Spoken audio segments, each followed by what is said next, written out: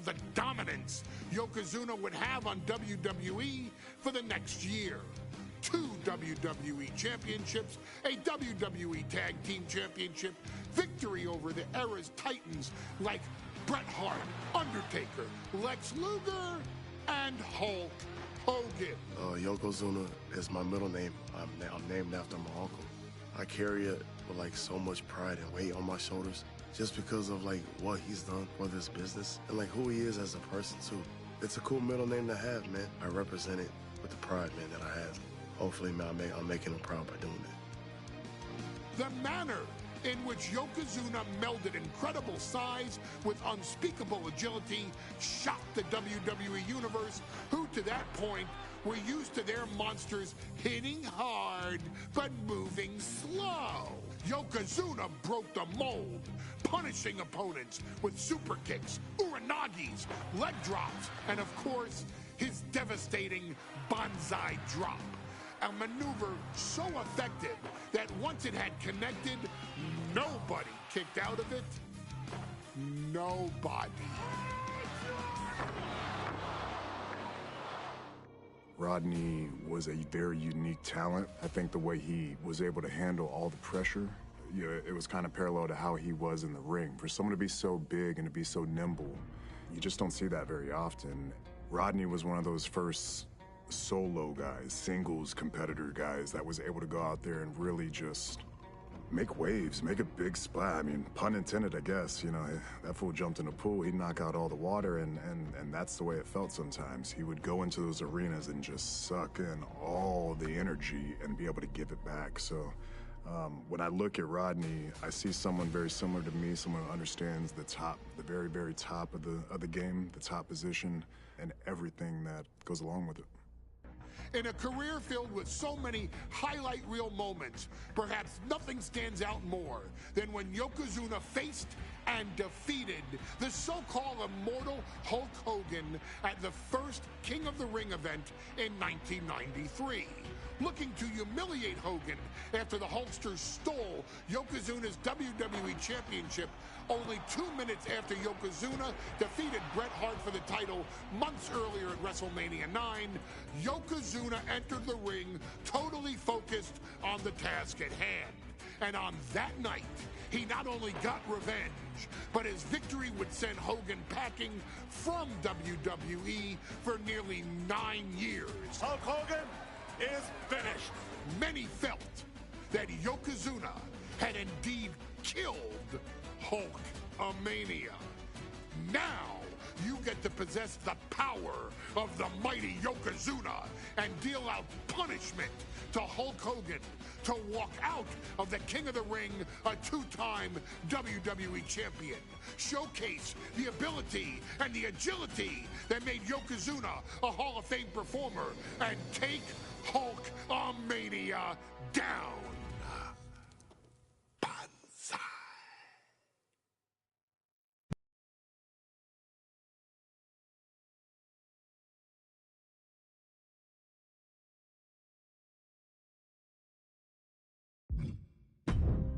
Our next chapter sees the showcase spotlight shine on an area in which the family built their legacy: tag team wrestling.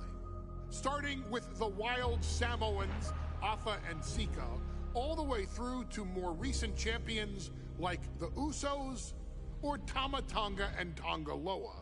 This dynasty has always excelled in tag team competition, consistently showing an ability to dominate the division with a wide variety of looks.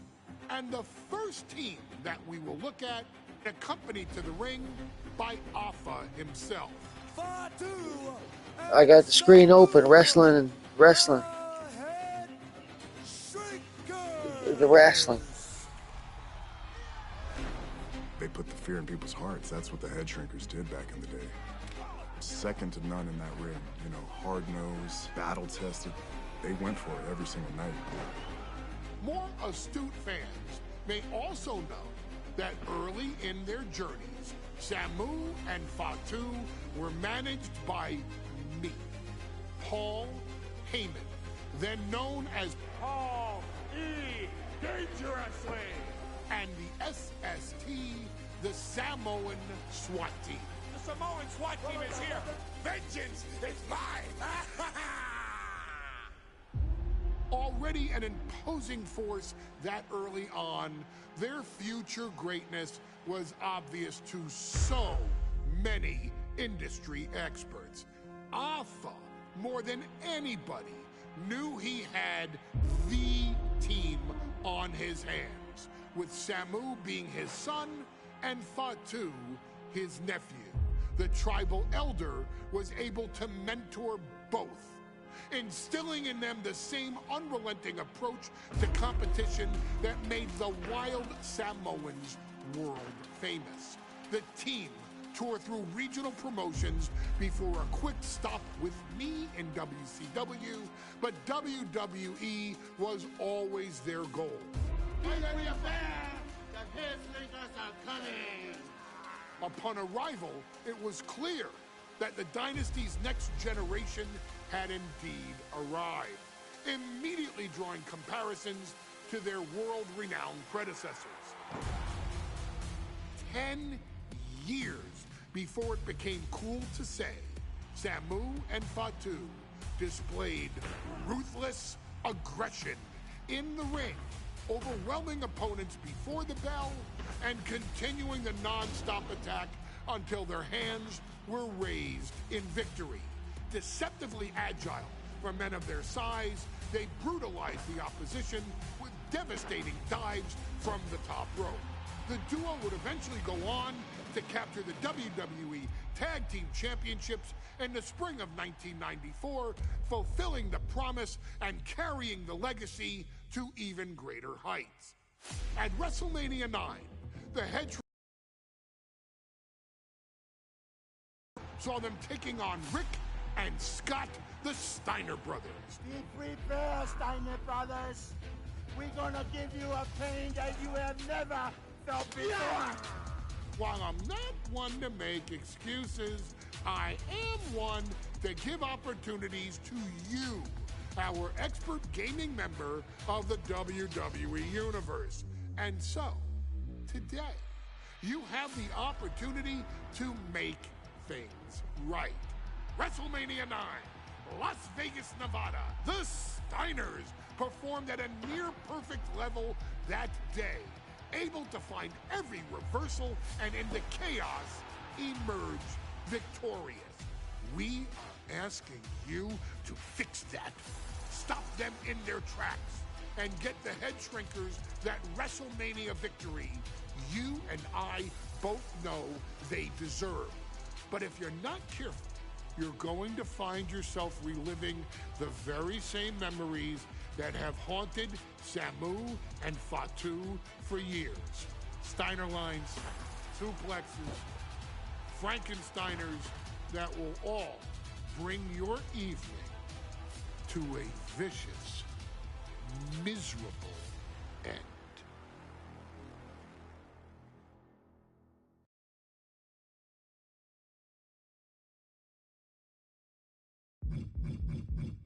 Hey, let's put this in the simplest of all terms. Dwayne "The Rock" Johnson is the biggest celebrity on the face of the planet today. Now, whether he's a blue chipper, the people's champion, or as we know him right now, the final boss, The Rock has always commanded all of the attention in the arena since the very first moment he made his WWE debut at the 1996 Survivor Series. Born into this business, The Rock would become WWE's first ever third-generation superstar, following in the footsteps of his father and grandfather.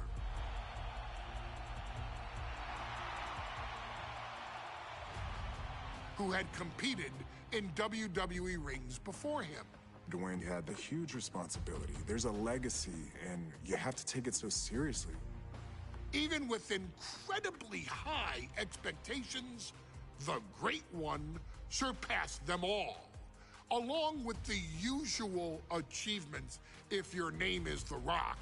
2 Intercontinental Championships, 5 tag team championships, 8 WWE heavyweight championships, a Royal Rumble victory, not even to forget the fact that The Rock once led an entire nation. The Rock has one of the more noteworthy feats in WWE history, earning WrestleMania victories over Hulk Hogan, Stone Cold Steve Austin, and John Cena.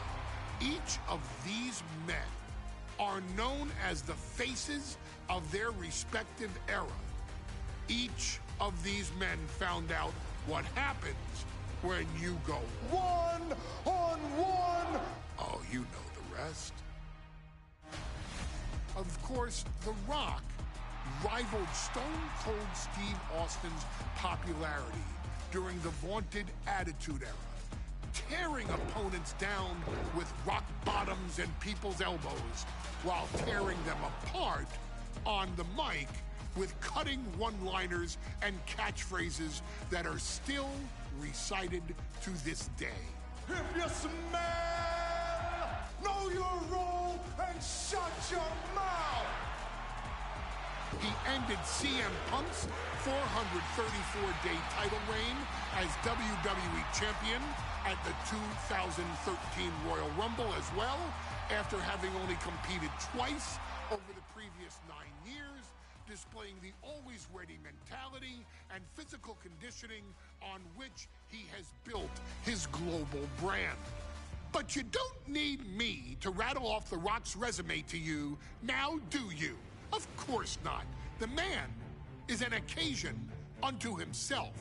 He has headlined the biggest events against WWE's most iconic superstars and has always found a way to, how does he put it? Layeth the smackdown on some jabroni's candy ass. I couldn't have said it better myself, although I think I may have just done that.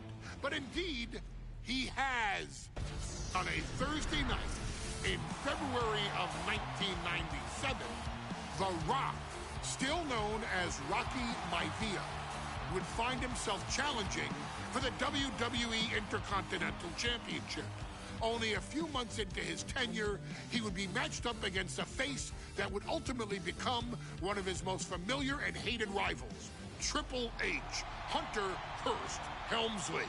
Seemingly overmatched by a more seasoned opponent, a youthful Rock would demonstrate all the traits that have come to define him in the years since.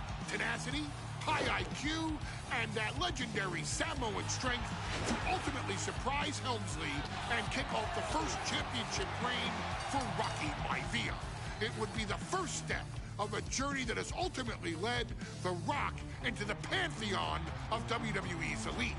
So now it's all in your hands. It's up to you to showcase the undying drive that makes The Rock the hardest worker in the room to deliver a shocking upset against the Greenwich snob himself. Guide The Rock to victory over Triple H at a very special Thursday, Raw Thursday, to give the first jolts to what would become the most electrifying career in sports entertainment.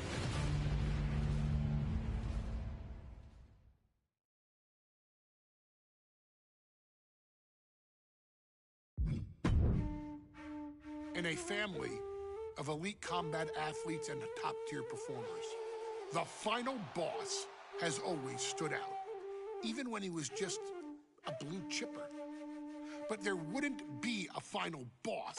There wouldn't even be a bloodline if it wasn't for The Rock's grandfather, the High Chief Peter Maivia. You can think of him as the first boss. Predecessor to the tribal chief. He is one of, if not the foundation for our family. The Anawa'i Fatu Maivia wrestling dynasty. I don't think there's anybody more responsible for what's going on now than the High Chief himself. Peter Maivia isn't simply one of the two principals behind the sacred blood bond. He's also an incredibly decorated professional wrestler who traveled the world and won titles everywhere he went.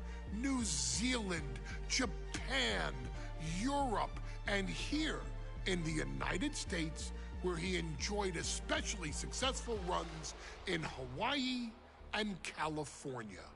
Maivia would eventually find his way to WWE, engaging in legendary battles with the likes of superstar Billy Graham.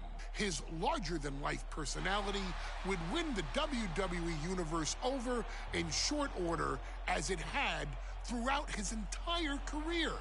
In the ring, High Chief Peter Maivia was a potent blend of brawn and grappling technique, often muscling his opponents down to the mat through a variety of joint locks and then switching to more painful holds once grounded. His sleeper hold and stump puller were both feared and renowned, and make no mistake about it, Maivia knew there was always more than one path to the ultimate victory. Out of the ring, High Chief Peter Maivia also ran one of the most successful wrestling promotions on the planet, Polynesian Pro Wrestling, based out of Hawaii, showing his mastery of the business in every aspect. His induction into WWE's Hall of Fame class of 2008 was supremely deserved, forever enshrining Peter Maivia as the legend he always was. And now, we present to you the opportunity to walk in the boots of the legendary High Chief Peter Maivia, facing off against one of the most legendary WWE rivals, George the Animal Steele. You will settle this score once and forever and showcase the overwhelming strength which has ever since remained as a hallmark for every single solitary member of this bloodline. Steele is no easy battle, though. He thrives in the chaos, one of pro wrestling's true madmen. He'll even try to eat part of the ring if he thinks it'll help him break you down. So do your best and honor High Chief Peter Maivia properly with a resounding victory.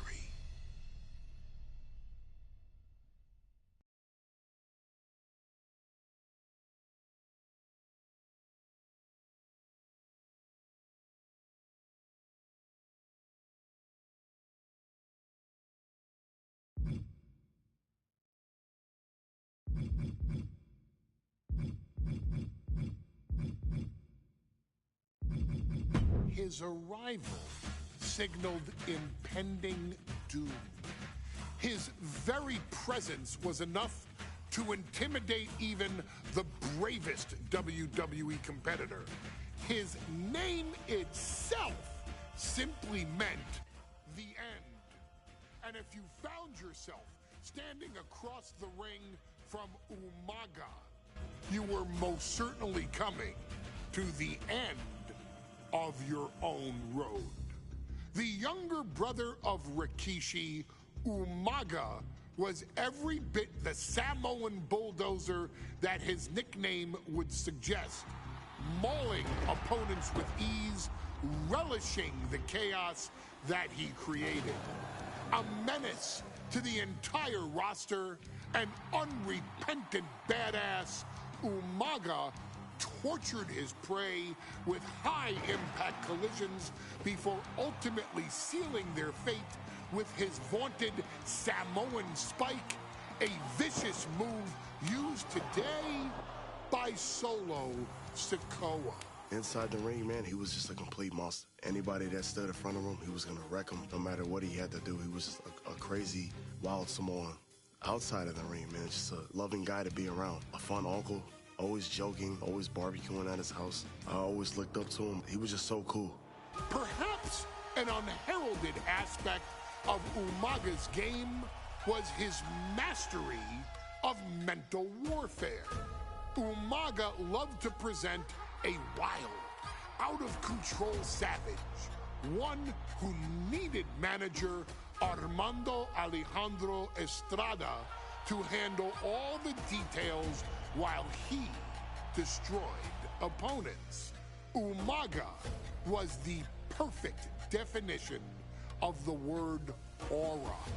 A two-time Intercontinental Heavyweight Champion, Umaga established himself as one of the purest forms of dominance to ever set foot in a WWE ring.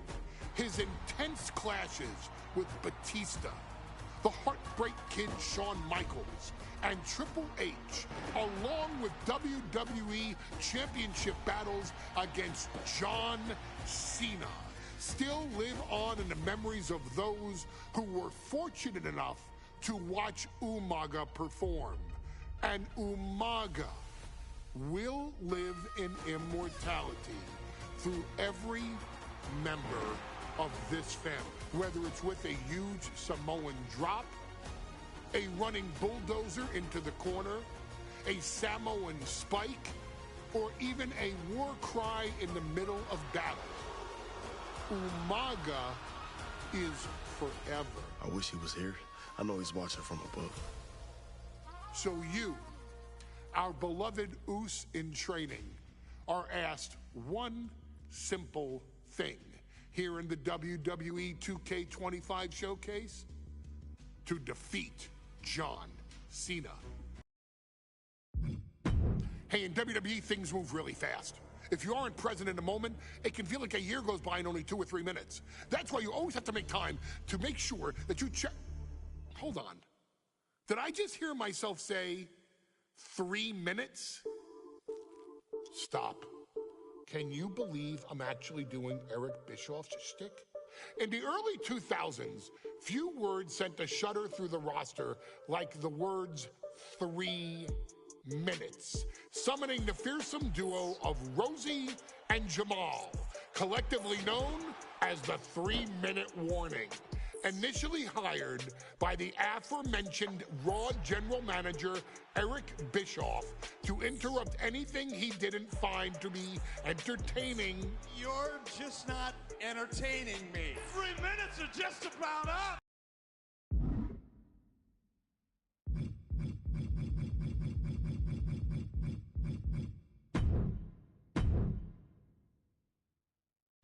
Any member of this family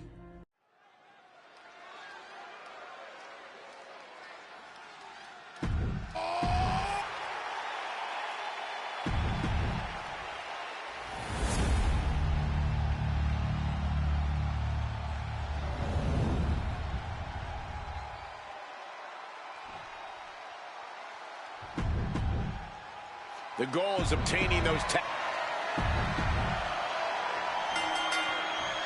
Remember, this match is under Tornado Tag Team rules, a 2-on-2 match where the pinfall and submission has to happen inside the ring. In the Hell in a Cell, no tags, no countouts, no disqualification. The Usos and the New Day came into this match expecting and prepared to raise the bar, raise the level of competition,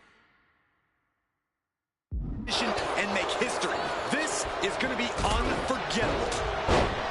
Corey, a few weeks ago, we saw the New Day walk out of SmackDown as champs in a street fight, a match the Usos handpicked, but this environment is totally different. There's nowhere to run, nowhere to hide. I think the New Day played right into the Usos' hand when they selected this match. Jimmy and Jay have a street mentality. They're perfectly equipped to turn Hell in a Cell into the Uso Penitentiary.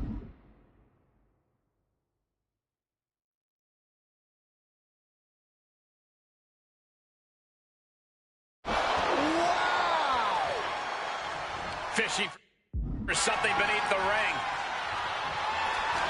Shades of the OEC dub as a kendo stick is introduced to the proceedings. Jeez. Oh, with authority.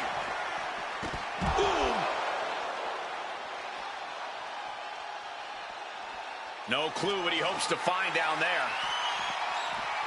He's heading back to the ring.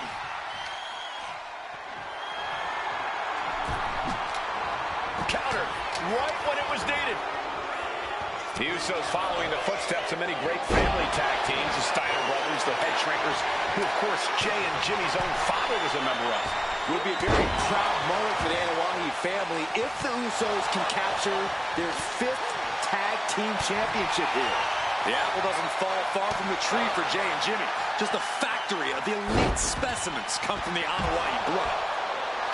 This cell is meant to contain all these superstars, but that's not to say this cell can't inflict unimaginable damage on those who step inside. We're going to see these teams tap into their barbaric nature. 20 years of Hell in a Cell, and this structure still surprises me with the ways it can torture every part of your anatomy. New Day refer to this as their power lineup when having Big E involved in there with Xavier Woods. Big E, the obvious powerhouse of the group. Woods has that blend of speed and power, making him the most well-rounded superstar for New Day. What's interesting, though, is this is the lineup that lost to the Usos at SummerSlam. The New Day not choosing Big E and Kofi to beat the Usos a few weeks ago could prove to be costly. Sharp punch. Schoolboy, no, rolls through. Super kick. Catches an uppercut. Possibly testing just how tenacious Woods can be there. Oh! The champion on the receiving end of some serious offense. A prime example of that unique Uso offense. I have a feeling the Usos objective. Shoulders are down. Is this enough to retain? The challenger wriggles out at one. Easy kick out there, but they'll get harder soon. The Usos and the New Day have had such a back-and-forth competition within the tag team division. Right into the pin.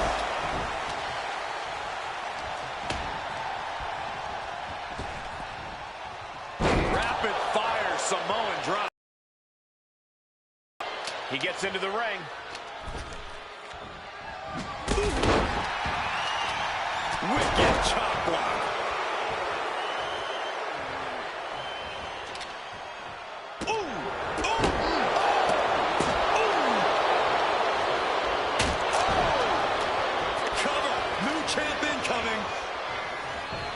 His team in this one. Thunderous club comes down. Very effective. So many amazing matches between these two teams. They said it this past week on SmackDown. No matter where we are, we're the pin for the title. Instantly, he has his shoulders up. I was not expecting that from him. Right to the spine. Incredible reversal.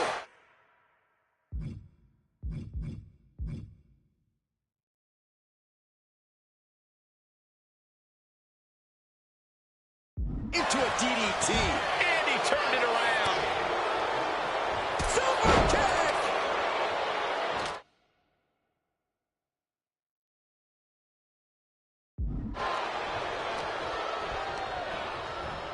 And into the turnbuckle he goes. Oh, an overhand punch. Coming back from the outside now. Uh-oh. Super kick!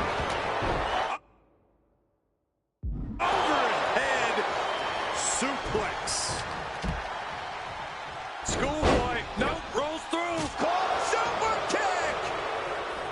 All the talking we've heard leading into this match, we've heard the Usos call the New Day, quote, 3 clowns on a tricycle. Look, the Usos love the trash talk, but they deliver. And don't act like the New Day don't throw verbal. Usos and New Day going at it inside Hell in a Cell, and Jey Uso set outside the ring, and now the New Day on the attack. Big E, as aggressive as I've ever seen him here tonight. And Xavier Woods now with toys, kendo sticks in hand. And it's about to get more aggressive, more vicious, more barbaric.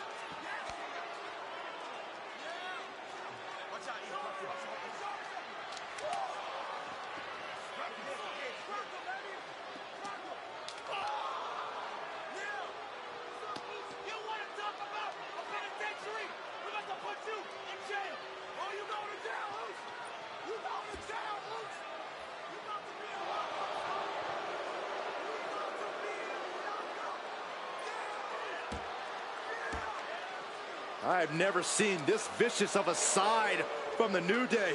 It's what Hell in a Cell does to you.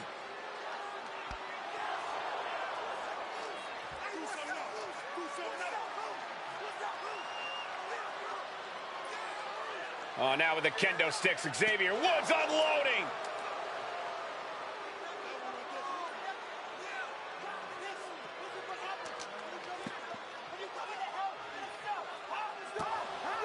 Well, you're saying it, Byron. Hell in a Cell makes you do some awful things. Just attempting to survive, attempting to win. Do whatever you want. Punish however you want. Right now, that seems to be the mission statement of the New Day in order to retain the SmackDown Tag Team titles. And that's what it's about, proving you're the best in one of the most insane environments in WWE today. The New Day have just changed the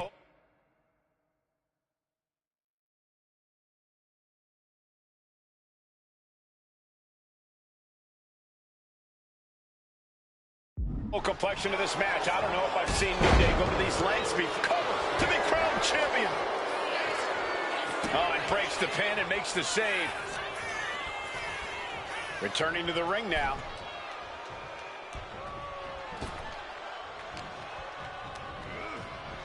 In the corner, has to find a way out of there. Talking to Xavier, he told me the one thing the Usos have taught us is that we have to embrace a more cover. Not a whole lot of luster behind that kick out. Ooh, no telling what's underneath the ring tonight. I guarantee that chair is not going to be used as it was designed for. On the top. Oh my gosh, what impact. Bringing out that kendo stick means he is truly willing to go to the extreme. Boom! And able to beat Woods to the punch. And that one did it. Woods. Duck the clothesline. Turn around. Any combination here. What a move. The champ goes for the cover. He made the save just in time. Uh-oh. There it is. Reversal. The Usos and the New Day have been trading title reigns for the majority of the year now. This, the contractual rematch for the Usos. If they lose, the Usos won't get another opportunity for the titles as long as the New Day are champs. And just being around the Usos, it's not only about winning the tag team titles, it's about stripping the New Day of everything that made them popular with the WWE Universe. It's about making sure the New Day never competes again. It's never been attacked by the champion. Title match stays alive. What do you have to do to put this guy away? Oh, what a club. And what a reversal from Jey Uso. Bam! Bring it home. And Jimmy takes on even more damage. Xavier looking so impressive, given what he's been through so far. Face breaker. What a vicious shot. Oh, man, that definitely opened him up. Look out, there's blood in the water.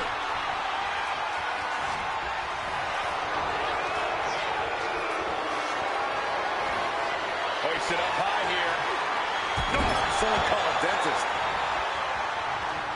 This is a frightening sight for Big E's opponent. Uppercut connects. Oh, he had that scouted. Eyes are squarely set on Jimmy here. These two showing how well they know. Big E. The big ending. The New Day might be on the verge of retaining. Here we go. Cover. Not even a 2 count. What unbelievable power. Very few superstars possess the fortitude to do what we just witnessed. Very few? How about almost none? This match just went to the next level. There's no smile on Big E's face right now after that kick out. He knows he has to be all business. It's been getting nasty between the New Day and the Usos for months. The Hell in a Cell is just amplifying the fact. We've said it time and time again. These two teams bring the best out of each other. He catches Woods with a counter. Caving in the abdomen.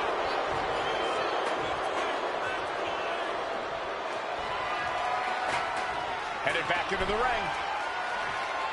And the action is shifting now to that dangerous area between the ring and the walls of the cell. And a well-timed counter. There's some power behind that punch. And into the corner he goes. Ooh, drop right on their face. Setting up for something here. Ooh, nasty shot to the throat. Kendo stick to the skull. Saw what was coming and got out of dodge quick. My, oh my, what elevation.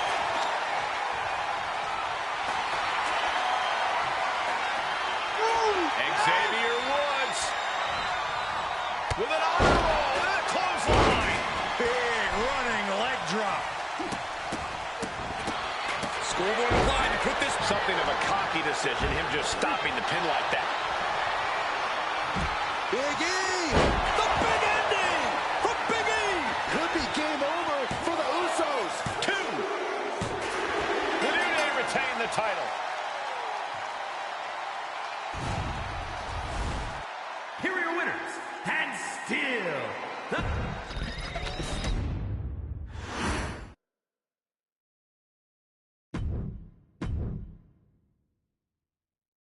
Any member of this family that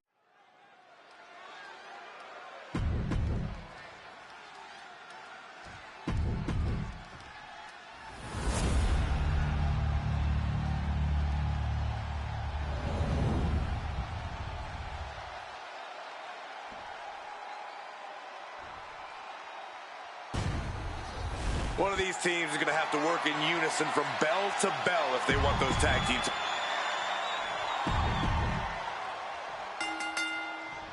The cell door is locked. First of 2 Hell in a Cell matches tonight in Detroit. This is the 20th anniversary of this barbaric match. The Usos and the New Day must be prepared for pain and punishment. 2 of the greatest tag teams ever. One of the best rivalries going today. It all comes to a head right now for the SmackDown Tag Team Championship. Thunderous powerbomb.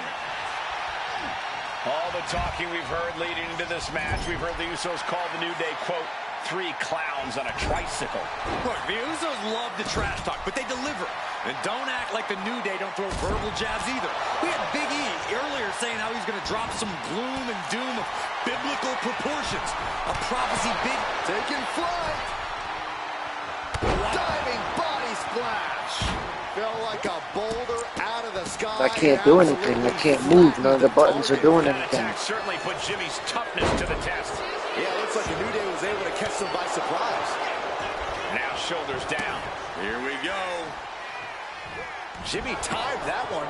Oh, man. Corey, a few weeks ago, we saw the New Day walk out of SmackDown as champs in a street fight. A match the Usos handpicked, but this environment is totally different. There's nowhere to run, nowhere to hide. I think the New Day played right into the Usos' hand when they selected this match. Jimmy and Jay have a street mentality. They're perfectly equipped to turn Hell in a Cell into the Uso penitentiary. Corey, for as entertaining as the New Day are, they can scrap with the best of them. Remember that. Look, don't let the bootios and trombones fool you. New Day can get down and dirty, especially when they have the Usos pushing them. New Day are prepared for an all-out brawl tonight. Gets out of dodge. Back into the ring now. That'll leave a mark.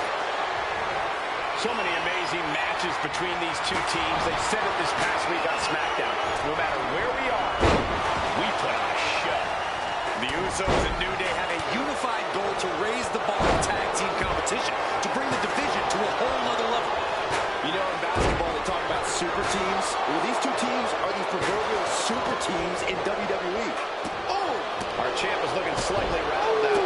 Jimmy took plenty of pride in dishing out that pain. Punch right in the head.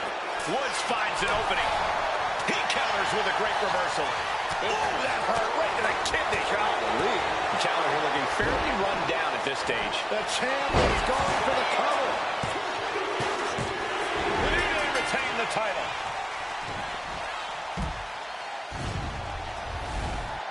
Here are your winners, and still the SmackDown Tag Team Champions, Xavier Woods and Big E,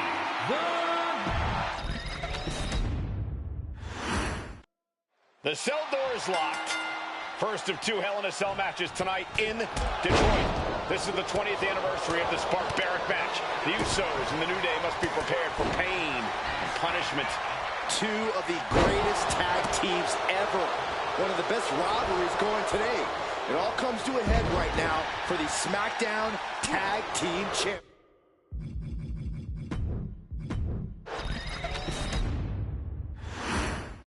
The cell door is locked.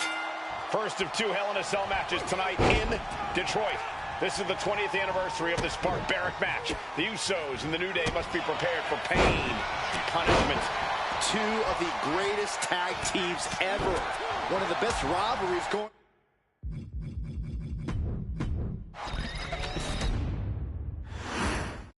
Remember, this match is under Tornado Tag Team rules. A 2-on-2 match where the pinfall or submission has to happen.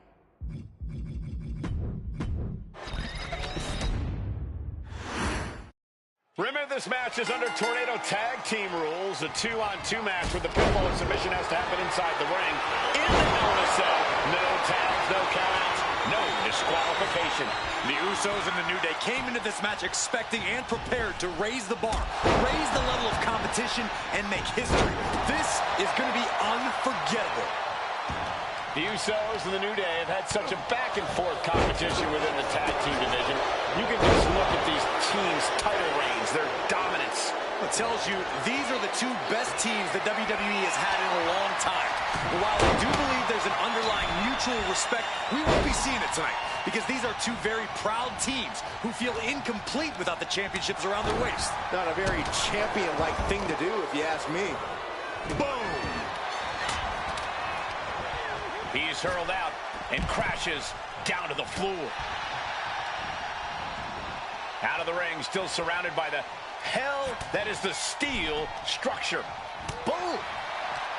Across the top rope. All the talking we've heard leading into this match, we've heard the Usos call the New Day, quote, three clowns on a tricycle. Look, the Usos love the trash talk, but they deliver. And don't act like the New Day don't throw verbal jabs either. We had Big E earlier saying how he's going to drop some gloom and doom of biblical proportions. A prophecy Big E is fully capable of backing, too. This cell is meant to contain all these superstars, but that's not to say this cell can't inflict unimaginable damage on those who step inside. We're going to see these teams tap into their barbaric nature. 20 years of Hell in a Cell, and this structure still surprises me with the ways it can torture every part of your anatomy. Back into the ring now. Big E has lost any momentum here. Getting a taste of just how bad it can truly get inside the Uso Penitentiary. The New Day asked for this. From the top! Lift off! Throwing all costs into the wind in pursuit of the title.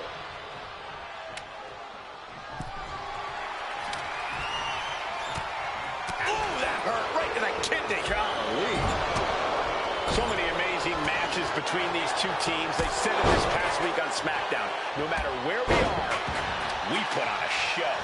Usos and New Day going at it inside Hell in a Cell. And Jey Uso set outside the ring, and now the New Day on the attack. Big E, as aggressive as I've ever seen him here tonight.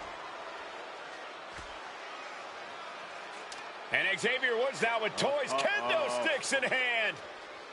And it's about to get more aggressive, more vicious, more barbaric.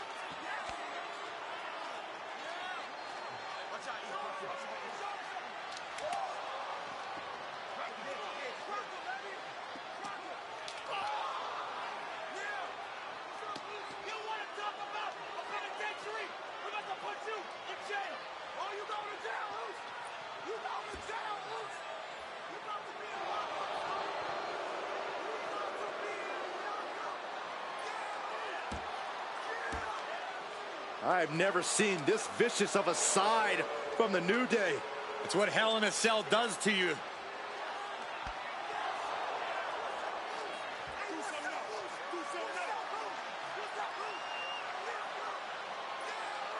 Oh, now with the kendo sticks, Xavier Woods unloading.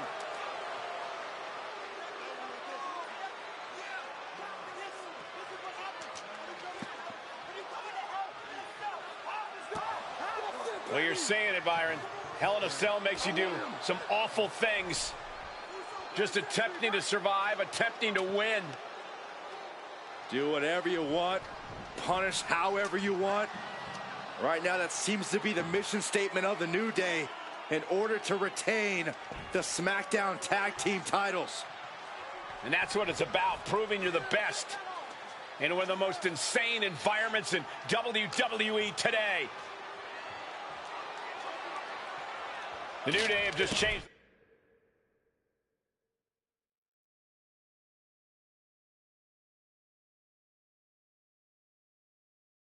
Oh, for the title. And the glory. He's able to beat a 2 count. I don't know what more this superstar could do to put him away. Sent out of the ring the hard way. Oh, and there goes Woods. Ooh, Jimmy manages to counter. The Usos and the New Day have been trading title reigns for the majority of the year now. This, the contractual rematch for the Usos. If they lose, the Usos won't get another opportunity for the titles as long as the New Day are champs. And just beat her up. The champ with the pin. Fights the shoulder up and one. Still has a great amount of fight in them. Not going to let it end like this. Up in the electric chair, down for the chop. Looking to go up high. And he's letting his prey stumble. Taking flight. Body Flash. That might have put it away. 2 count. Breaks the count. So close. That could have been it. Oh, brutal forearm. Talking to Xavier, he told me the one thing the Usos have taught us is that we have to embrace a more lawless culture here in WWE. A more lawless culture in this rivalry. And that could be the reason the New Day chose to have this match in the Hell in a Cell. It's been such a chaotic rivalry. Therefore, only this kind of lawless match could finally put an end to it for good. And slides back into the ring. And he has an answer for Big E. Ooh.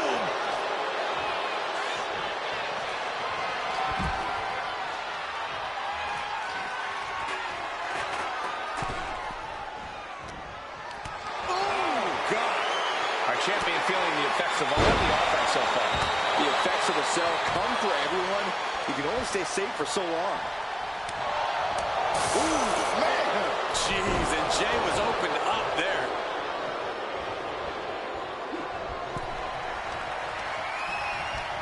Oh, right to the throat. Uh-oh. What a way to get out of that one. Oh, he saw it coming. Uh-oh. Solo kick. Out of the ring to the confines of the chain link enclosure. I don't know what they're looking for here. Run! He's got his head no stick! Oh my God! And he comes in under the ropes now.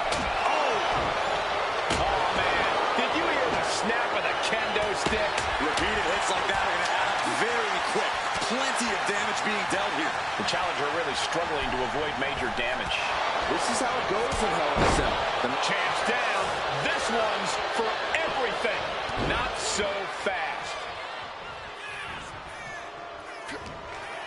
He's looking for an implement of destruction under the ring. Settling on the kendo stick. No good can come from this. He has a kendo stick in hand, and this place just turned into South Swanson Street. And we know when he has a chair in hand, things get messy in a hurry. Oh, man. Not looking good. In this position. Power slam.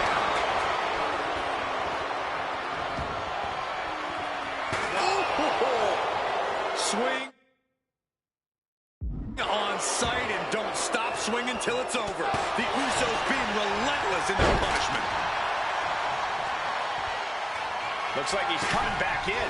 Effective dodge there. Vicious use of the knee. Moving out from the ring closer to those towering walls of the cell. Ooh, what a jumping headbutt. Yeah, he's on his back foot now. I don't see things turning around in his favor. The belly. Fought back with a punch to the gut. Ooh, clothesline delivered. None of the buttons will do anything. He's just laying there. And he avoids what was coming. Bam! Bring it home.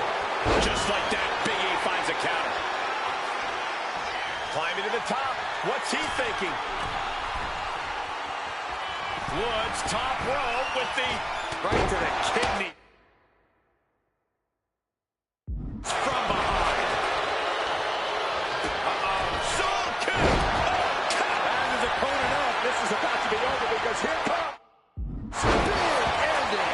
Could be game over for the Usos. There's 2, 3. Noah kick out just in time. How in the world? Got him in the corner now. Forearm to the kidney. Fatigue is setting in for the challenger. I think we can consider this the beginning of the end. The New Day retain the title. The buttons don't really do anything. Here are your winners. Most of that whole match, I filmed everything, caught everything on film. Team champions. Most of the time I was pressing the buttons and they wouldn't do nothing. We saw these two teams tap into their deepest, darkest, most evil parts of their personality just to survive. And in the end...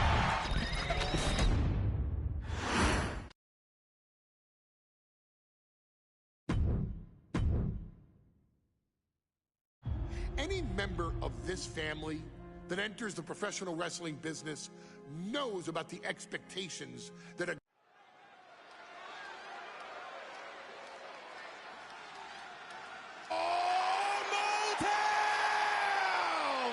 Don't you dare be sour!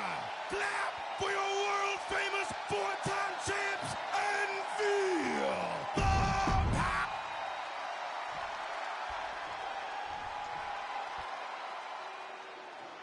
This is the first time that tag titles will ever be defended inside.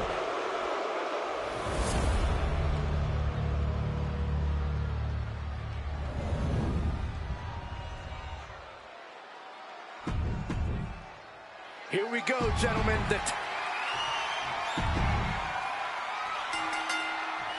Remember, this match is under Tornado Tag Team rules. A 2-on-2 match with the pinfall submission has to happen inside the ring. In the Hell in a Cell. No tags, no countouts, no disqualification. The Usos and the New Day came into this match expecting and prepared to raise the bar, raise the level of competition, and make history. This is going to be unforgettable. The Usos following the footsteps of many great family tag teams, the Steiner brothers, the Head Shrinkers, who, of course, Jay and Jimmy's own father was a member of. It would be a very proud moment for the Anoa'i family if the Usos can capture their 5th tag team championship here. The apple doesn't fall far from the tree for Jay and Jimmy. Just a factory of the elite specimens come from the Anoa'i blood. A quick reversal by Jay. Here it comes. Stay away from the worm. The tequila sunrise. Oh, that was a great counter to the single leg crab. This, what a headbutt. DDT. Oh, no. He is in a bad way. Well, he got busted wide open by that attack. All the talking we've heard leading into this match, we've heard the Usos call the New Day, quote, 3 clowns on a tricycle. Look, the Usos love the trash talk, but they deliver. And don't act like the New Day don't throw verbal jabs either. We had Big E earlier saying how he's going to drop some gloom and doom of biblical proportions. A prophecy Big E is fully capable of backing, too. This cell is meant to contain all these superstars, but that's not to say this cell can't inflict unimaginable damage on those who step inside. We're going to see these teams tap into their barbaric nature. 20 years of Hell in a Cell, and this structure still surprises me with the ways it can torture every part of your anatomy. The challenger taking some minor damage. I can't get up. None of the buttons do anything. I'm pressing every button on the controller. The guy's not moving. Moving into the ring. Oh, he timed that counter well. Corey, a few weeks ago, we saw the New Day walk out of SmackDown as champs in a street fight. A match the Usos handpicked, but this environment is totally different. This is the first match I played in the game. The whole game, the first match in the whole game I played where it's not fun because the buttons don't do nothing. I'm pressing up, down, triangle, nothing's happening. Hitting the elbow drop. Moving out from the ring closer to those towering walls of the cell. A reversal. Well scouted. He catches Woods with a counter. Debilitating attack on the leg. About to be the proverbial one-legged man in the you-know-what kicking contest. There's two, and the title's still up for grabs. Close call. That was almost lights out. Able to evade the clothesline, looking for a pinning combination. Shoulders are down. New Day refer to this as their power lineup when having Big E involved in there with Xavier Woods. Big E, the obvious powerhouse of the group. Woods has that blend of speed and power, making him the most well-rounded superstar for New Day. What's interesting, though, is this is the lineup that lost to the Usos at SummerSlam. The New Day not choosing Big E and Kofi to beat the Usos a few weeks ago could prove to be costly. Forearms from the second row. Driving down. Sliding into the ring now. Clothesline. Ooh, nice counter from Big E. Lifted and completely helpless here. This is a bad position for the champ to be in now. Hell in a Cell isn't just about trying to win the match, it's about struggling to survive. So many amazing matches between these two teams. They said it this past week on SmackDown. No matter where we are, we put on a show. The Usos and New Day have a unified goal to raise the bar of tag team competition, to bring the division to a whole nother level. You know, into the pin, title on the line. Oh, and keeps his partner alive. Headbutt. Oh, man. Oh, sit-out slam. He quickly slides into the ring. Big E, the champion, into the pin. And the champ only gets a count of one. He's not even close to being done yet. Oh, chin-breaking uppercut. The Usos and the New Day have had such a back-and-forth competition within the tag team division. You can just look at these teams' title reigns, their dominance. It tells you these are the two best teams that WWE has had in a long time. And while I do believe there's an Woods top rope with the misses big time. Ooh, walloped by a huge club. Jimmy laying down the gauntlet for his opponent. Clearly lost in the moment. He better snap out of it. Ooh. Ooh. Uppercut. Jarring. Oh. Oh, square shot with the back elbows ends that. Quad shot.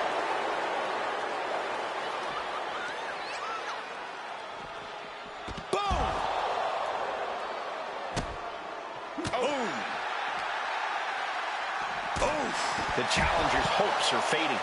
And in these situations, it's hard to not get desperate, to start going for Hail Mary plays.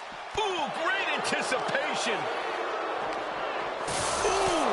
Ah, what an uppercut. So impactful. Ooh, got caught with a punch to the face. And retaliates with a counter. Ooh. Ooh. Caught an elbow to the gut for that effort.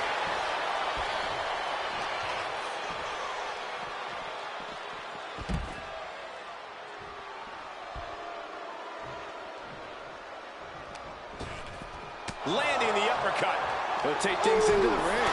Oh, stiff uppercut. Right, cinched in. This could be it. Small package. Drive. The New Day might be on the verge of retaining. Kick out. There's some shock in the arena after that kick out.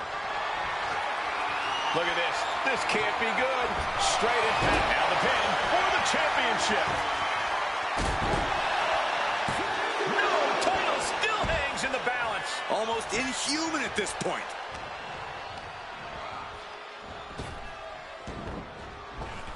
Up and around and down.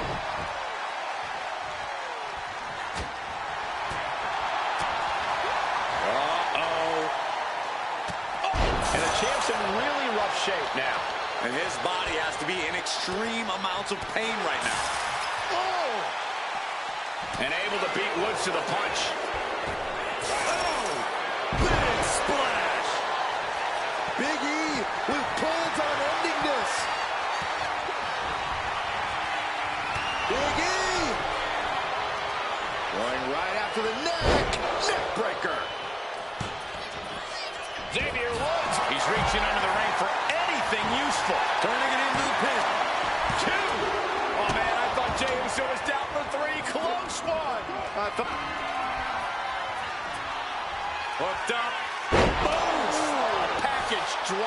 could be game over for the Usos. The New Day retain the title.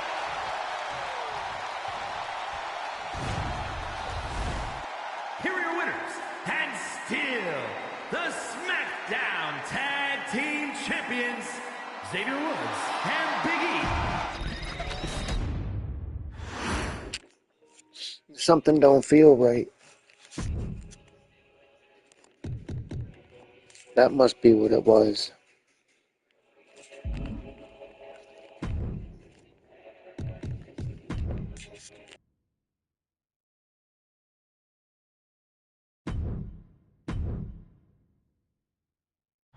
Any member of this family that enters the professional wrestling business knows about the expectations that are going to be on their back. They know about the prestige that their very name carries. They know that those who came before them have accomplished so much. Bearing the weight of those legacies can prove to be way too much for almost anyone. But that was never the case for Jimmy and Jay Uso. Jimmy and Jay Uso looked to be stars from the very start, constantly evolving their look, style, and offense in their careers. Face paint and war dances would fade away, and the two would embrace the day one-ish mentality, looking to punish opponents and send them to the Uso Penitentiary. The Usos are 8-time WWE Tag Team Champions. The Usos have main evented WrestleMania after initially fighting for a mere spot on the card. The Usos were the premier team of the 2010s. The Usos are the greatest team of all time. Jimmy and Jay are poetry in motion, each knowing what the other is looking to do next, each using every bit of savvy they gained growing up in professional wrestling to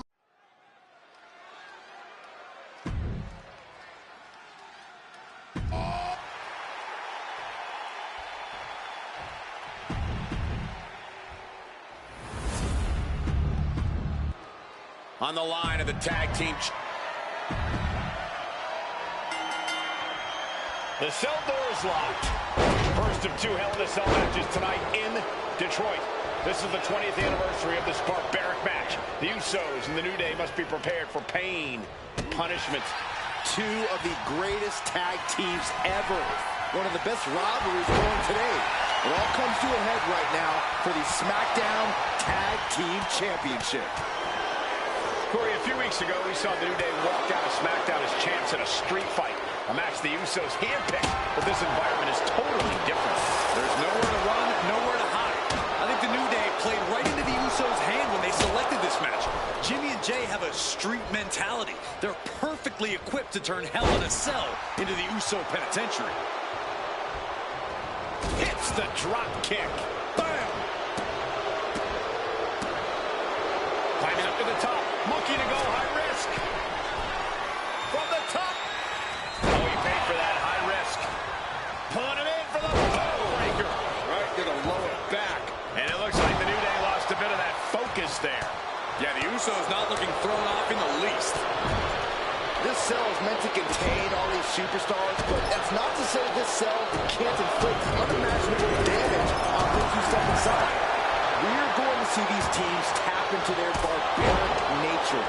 20 years of Hell in a Cell. Here we go for the championship. You've got something else in mind, I guess.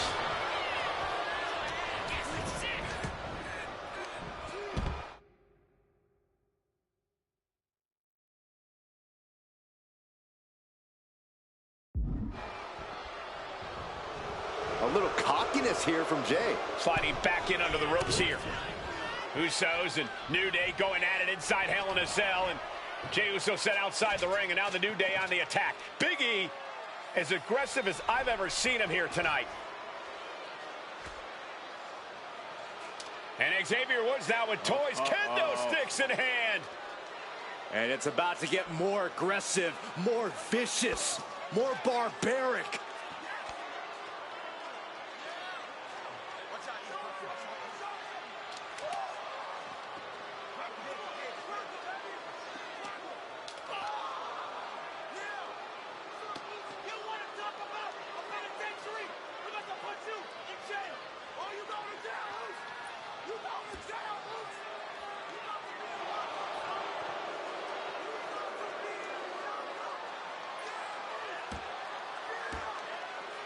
I've never seen this vicious of a side from the New Day. It's what Hell in a Cell does to you.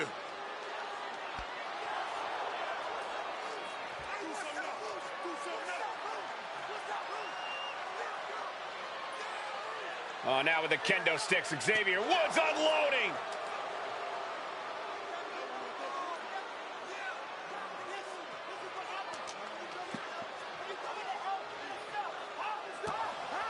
Well, you're saying it, Byron.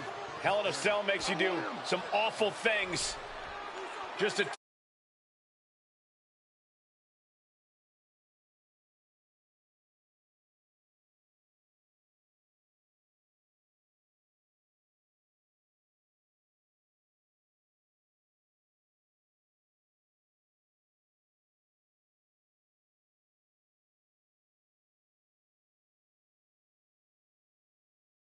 to survive, attempting to win. Do whatever you want, punish however you want. Right now, that seems to be the mission statement of the New Day in order to retain the SmackDown Tag Team titles. And that's what it's about, proving you're the best in one of the most insane environments in WWE today. The New Day have just changed the whole complexion.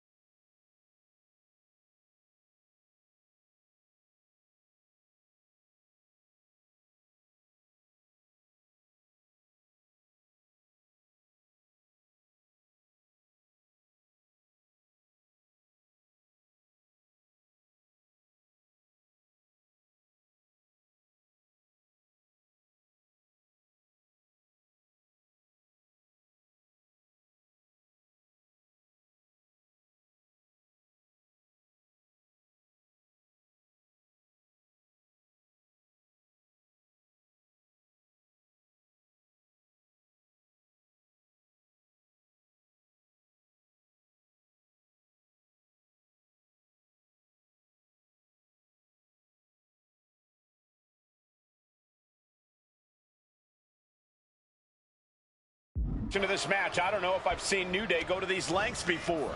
Well, no time to be a jovial punch when you're in a cell, Michael. Tonight, inside cradle applied, shoulders down.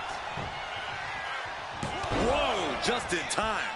I thought this thing was over. And Jimmy able to reverse that. The Usos and the New Day have been trading title reigns for the majority of the year now.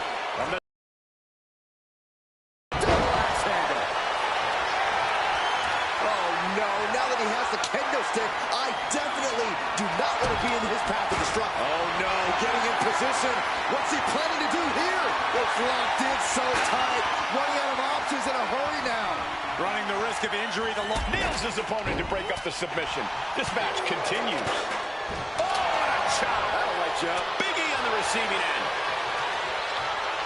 Oh, kendo stick right to the head.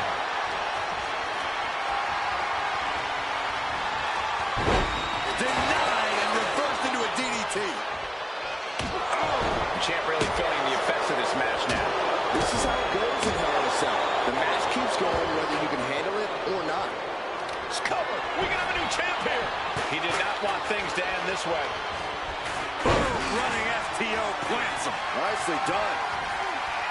Talking to Xavier, he told me the one thing the Usos have taught us is that we have to embrace a more lawless culture here in WWE. A more lawless culture in this rivalry.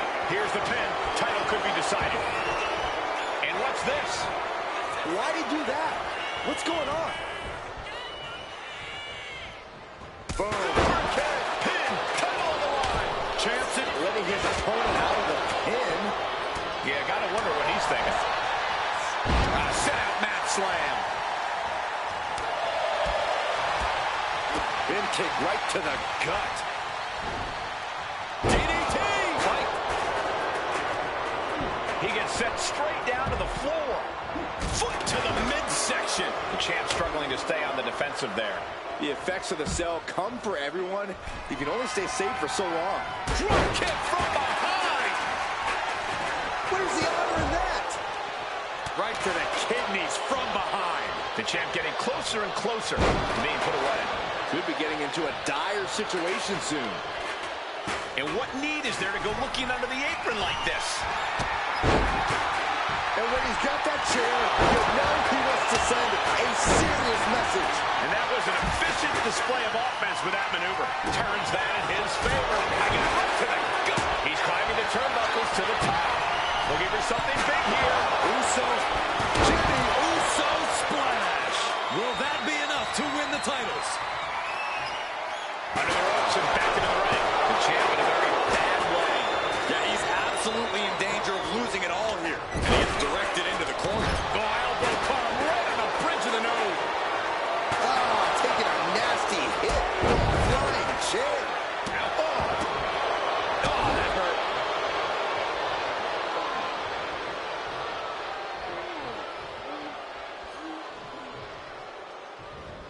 Jumping headbutt.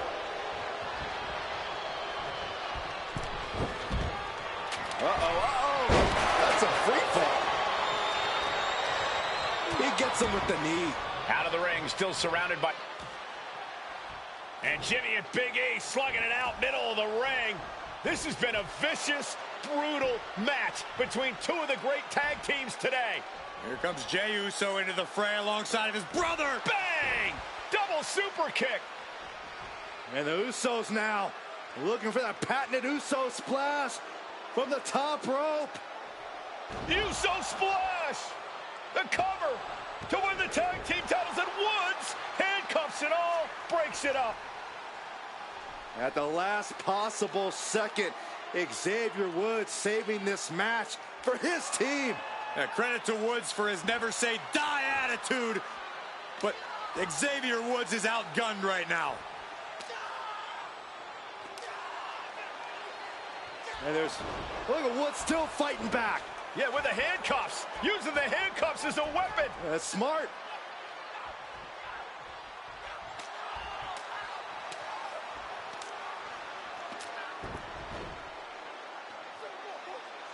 And Woods now down. And trying to still fight back. What heart from Xavier Woods. That Hart may not have much more fight left. Jimmy and Jay back up to the top one more time. Uso splash in stereo. The cover. The Usos win the tag team titles. Here are your winners and the new SmackDown Tag Team Champions, the Usos.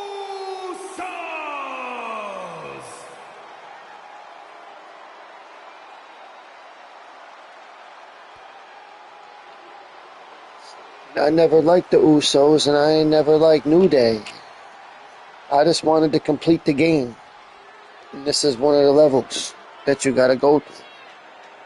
I don't really like the Bloodline. I like 2019 better, I think, because you could play through all the WrestleManias. I don't really care about like a random match between two black dudes and two Hawaiian guys. I don't care about the two black guys and the two Hawaiian guys. I wanted to play WrestleMania.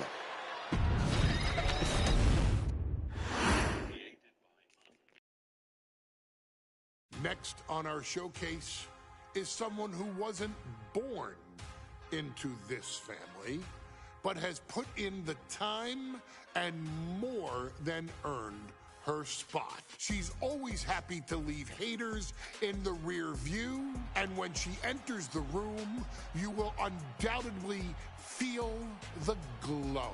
Of course, I'm talking about Naomi, who many of you may know has reigned as Jimmy Uso's wife and queen for over 10 years. There's the old saying that behind every good man is an even better woman, and this could not ring more true than Naomi, who I will say is an absolute treasure.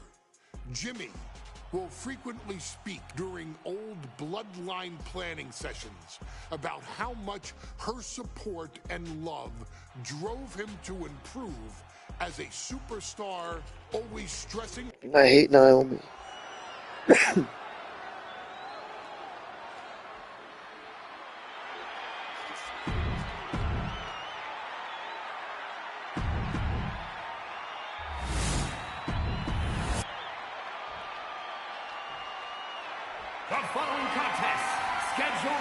Yeah, they should just have an all-black wrestling league. Take all the black people out of wrestling and give them their own wrestling. If I wanted to watch a black lady wrestle, I'd watch black lady wrestling. From Orlando, Florida, Naomi. For the first time ever, we have a women's champ. Bayley versus Naomi.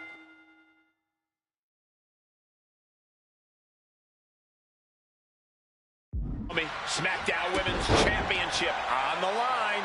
So much of Naomi's career has been predicated on making history. And tonight, she has the opportunity to make even more history. And Naomi's got plenty of momentum coming into this match and is feeling mighty confident herself. We've said it time and time again. Naomi may be the most athletic woman we've ever seen compete here in WWE. Yeah, Naomi wants to depend on athletic maneuvers, while Bayley wants to be more methodical. Perched up top. And that's not what she was looking for there. Using the ropes. Oh, man, inverted backbreaker. Ow. Oh, my goodness. Just punishing their opponent. Oh, man.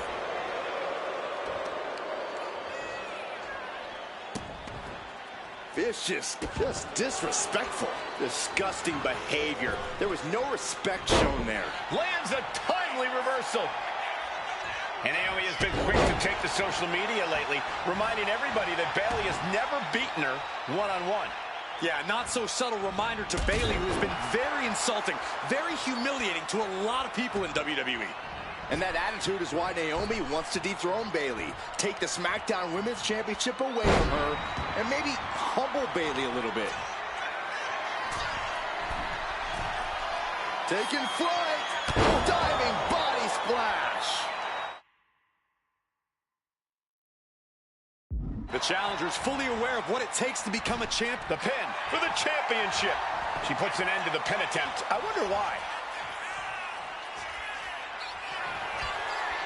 It's a strategy here as she goes up again.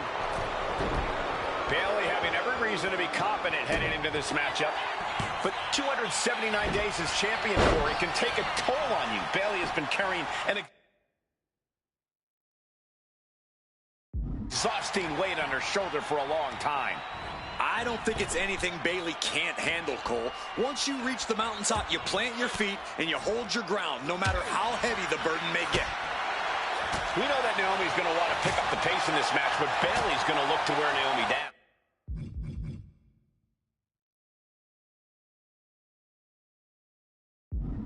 Yeah, Bayley's going to want to slow down the pace and let the adrenaline wear off for Naomi. Bayley can also turn up the aggression here in a way I'm not quite sure Naomi match. Turns it around. Anticipated that. Ouch. Naomi has tested her mettle in recent weeks, as the road to this championship opportunity was a difficult.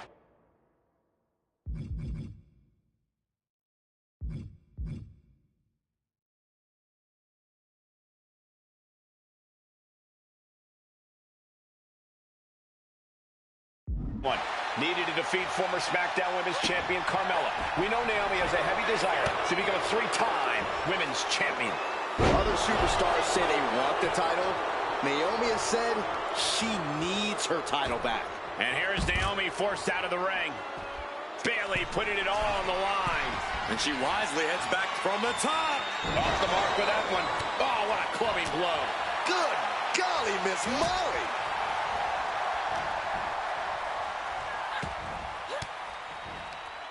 And Bayley gets cut right off. Oh, what a kick. Man, she's got to get herself together here. Trying to chop her down with a low kick.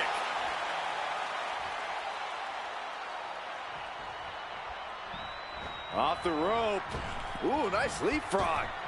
And again. Oh, what a back elbow. It's those kind of maneuvers that can threaten the championship tonight.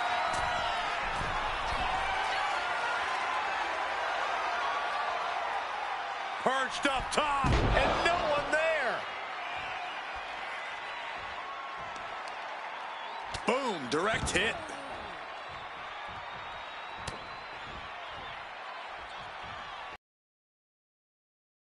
Through the air.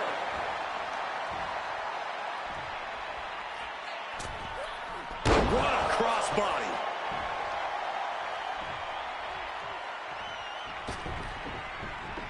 Sliding in under the rope. She's back in the ring. Off the rope. Springboard into the kick. That was disastrous.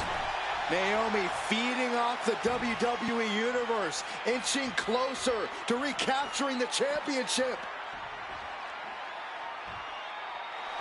That's right, Naomi. Keep bringing the glow. Heading out, but needs to be aware of the referee's count.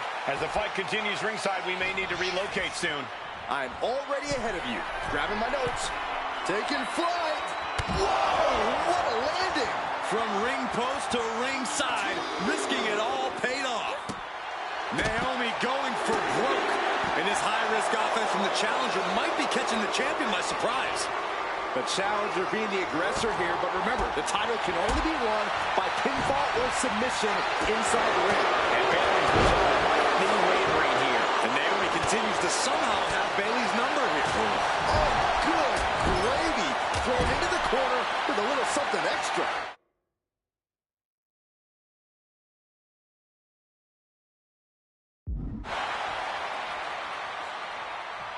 Right in the jaw. Ugh, what a shot.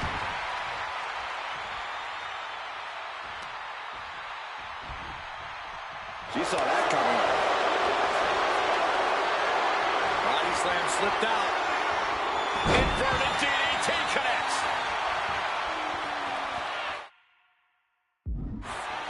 Boom.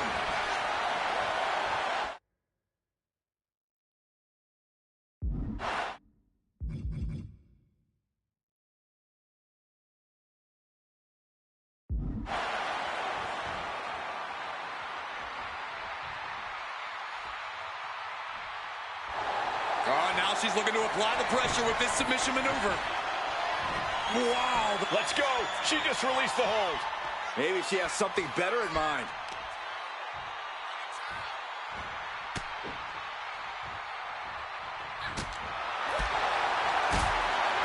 Foot to the belly. Bayley. He's being caught off guard by Naomi. The champ wasn't expecting such a flurry of offense from the challenger. And there was a series of hard strikes. Boom. Double axe handle. And once again, it's her torso area taking the punishment. Naomi finds her target with that one.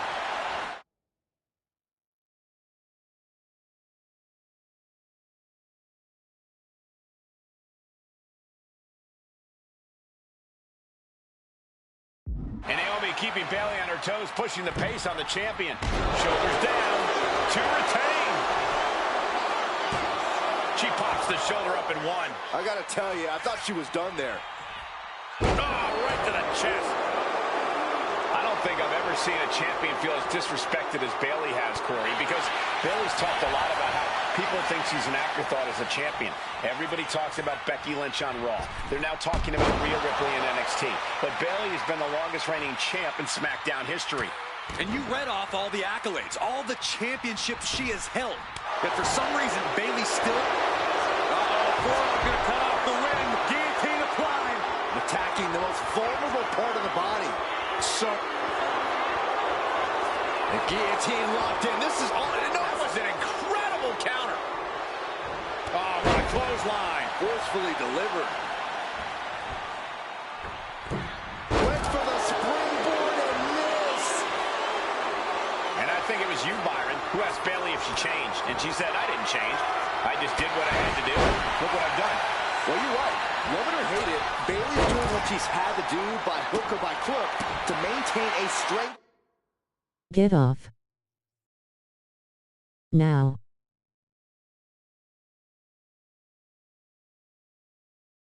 You suck.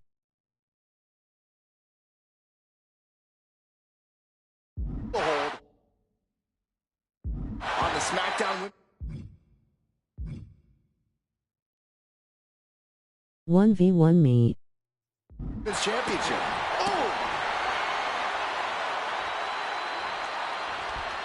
What do they have planned here? Kicks!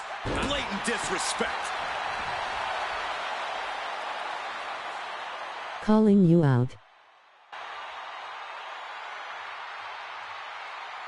Ooh.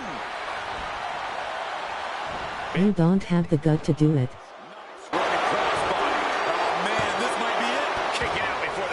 Shows that this is still anybody's match at this point. Didn't I unfriend you and kick you out of the group? We'll see you at Money in the Bank. Is that what this is about? I unfriended you and kicked you out of the group? Now you're trying to get revenge for being thrown out of the group?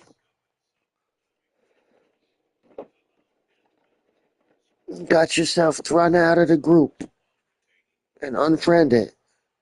And now you're trying to start. You're trying to do all that trouble. Trash can. Maybe you should have joined when you were on the friends list. Doing. Rising to her feet. This is her opportunity. Right here, right now. Send me a friend request. Up high.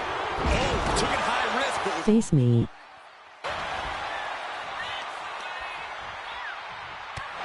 It's only a matter of time. There's no way for me to face you, because you never sent me a friend request. I unfriended you, so I can't find you, and you never sent me no invite. I'll check my notifications. No, there's no invite. Mangleroot will be here soon. You know my PlayStation name. Send me the invite.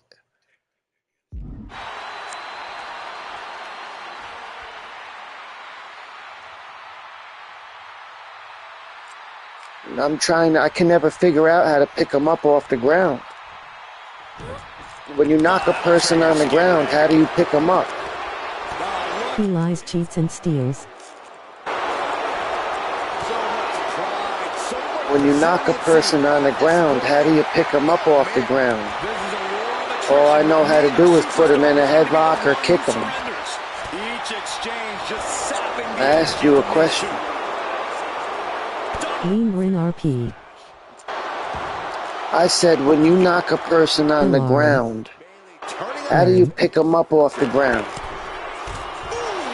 Because nothing you do can stand them back up. You got to stand next to them for 10 minutes and wait for him to stand up. Pick him up off the ground. You can't. There's no way to do it. Otherwise, you would have told me how.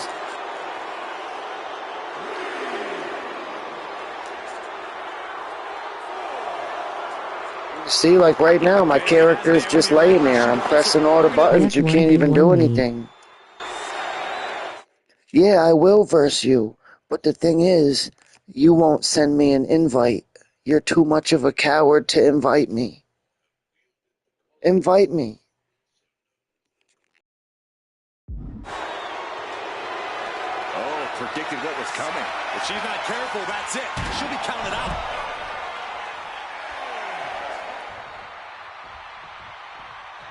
She heads out of the ring. I would fucking flaster you. Quick thinking from Naomi.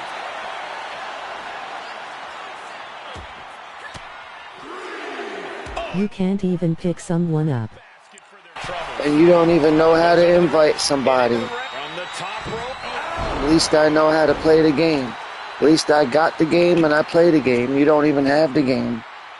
You don't even got this game and you don't even got a PlayStation. How could you invite me? I have 600 hours.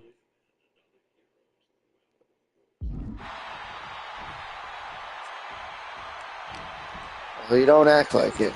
This athleticism is off the charts.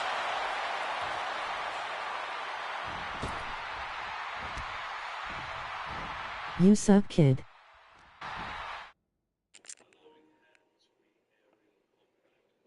I already told the FBI about you. So you're on an FBI watch list. You suck, kid. You suck, kid. Just got her bell rung, but she can take it.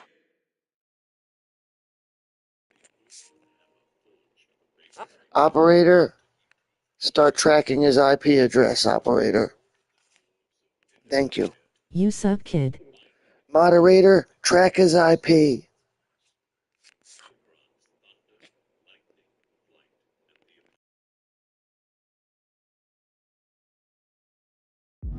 You suck, kid. You're going to jail, buddy. They're already tracking you. The one here. You're going to jail, buddy. They're tracking you. You're being tracked right now. I'm going to leave the game on pause until they're done finding your IP. That way they know exactly where you are within a 2-mile radius. So I can send all the crazies. It's just me and you, kid.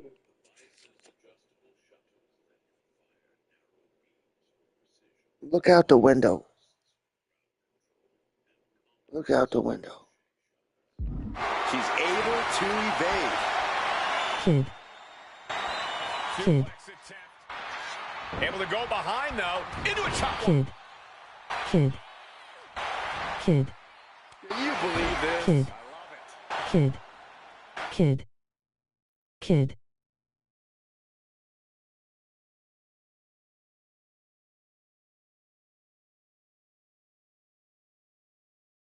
In reporting you to the police at Dragon Ball Talk, you just admitted to doxing.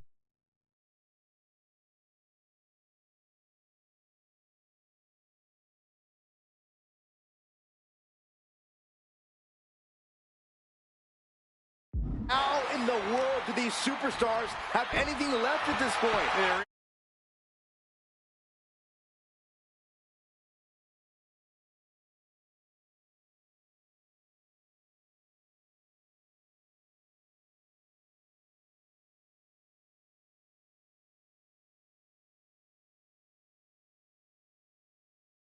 is thinking the same thing. All eyes are focused on this moment. Leg drop. Momentum is really on Naomi's side. Naomi picking up the pace against Bayley and keeping her all out of sorts.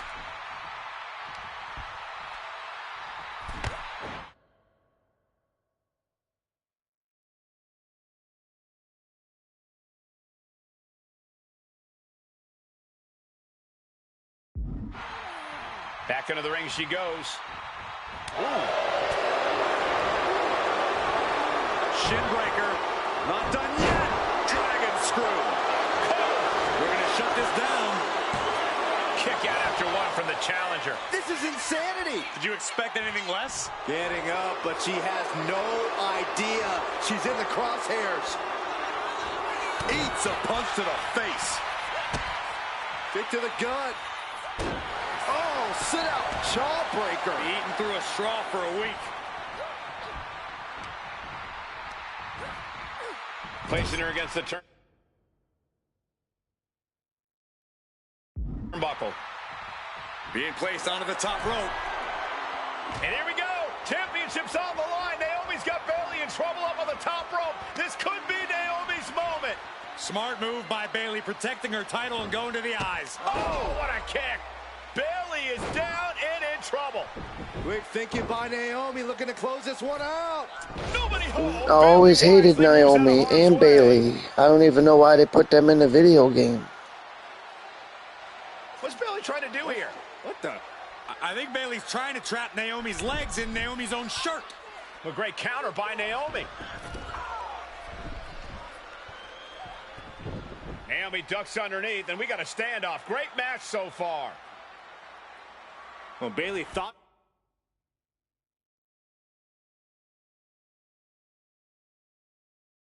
she had Naomi, but the challenger was ready. Well, the champion has to find a new strategy in a hurry. From pride, well, that came to an end with an abrupt punch. And shoot. Let's get this over with. I hate both of these characters. Not done there. Feel it, guys. Feel it. No, we did it. We have a new champion. Here is your winner. Remember, if you want to pay me, use the PayPal. You pay me, and I'll play with you. Pay me $50, and then I'll join a match with you. Give you a shout-out. Bayley's stranglehold on the SmackDown Women's Championship has ended. The Glow era.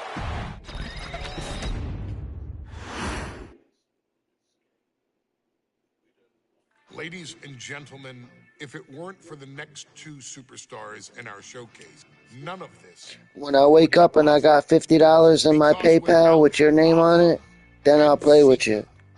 Without the wild Samoans, there truly is no dynasty. While it was their father who made the blood oath with High Chief Peter Maivia. I'm not talking to you, Faded Hope. I ain't talking to you, Billy. I'm talking to one of the crooked viewers. One of the rich viewers. Talking to one of my fans that needs to donate $50 to continue to be a member. Professional wrestler on the face of the planet. And while the two would together be WWE Hall of Famers, based solely on their work as trainers and cultivators of the next generation, their in-ring successes only add to their immortality. Alpha and Sika formed WWE's most dominant tag team of the early 1980s, fighting their way to the WWE Tag Team Championship on 3 separate occasions. Opponents were often defeated before the bell even rang to start the match, falling victim to the aura and the intimidation factor of having to step into the ring with the Wild Samoans, accompanied by Captain Lou Albano, the trio formed a masterful group that was able to take all opponents off their game, be it through Albano's devious schemes or the overpowering nature of the Wild Samoans. WWE had never dealt with a team so primal, turning each match into a battle of survival. Most feared, the deadly Samoan drop, a move that has been imitated by many, but duplicated only by a chosen few. There they are, the Wild Samoans. These are immigrants coming from the island, trying to figure it out, trying to find a way. I couldn't imagine being these men. I couldn't imagine taking on these responsibilities of setting the tone in a whole new country. And then trying to break into entertainment on top of that. But they made it work. And that's what we are. We're workers. We make it work.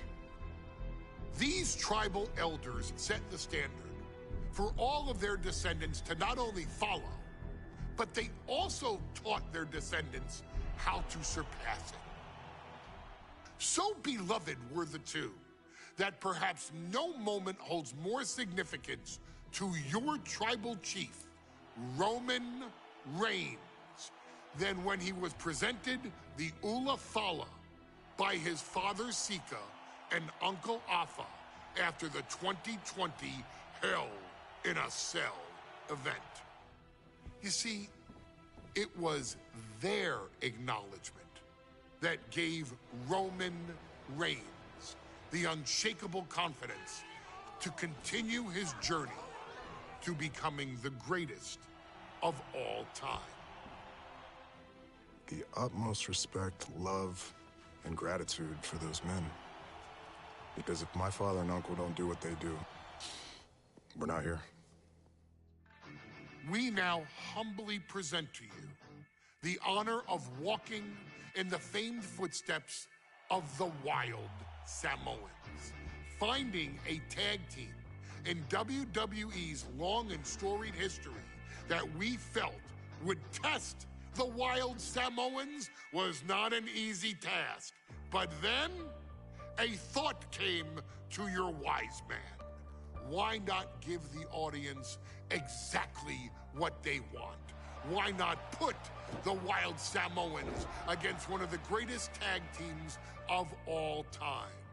Why not present Afa, Sika, the Wild Samoans versus Bubba Ray and Devon, the Dudley Boys? And if we're going to go that far, let's do it in a tables match. Showcase that savage brutality that made both teams the eternal legends we know them to be. No pinfalls, no submissions, no rules. Just be the team that avoids being put through the table, and you will emerge victorious. And with these four men, you better believe that things are going to get extreme.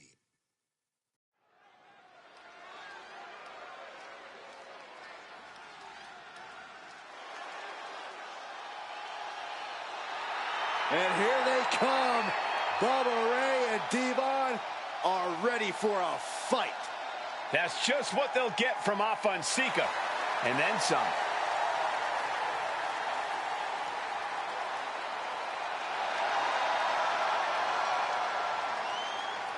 The following contest is a tag team tables match.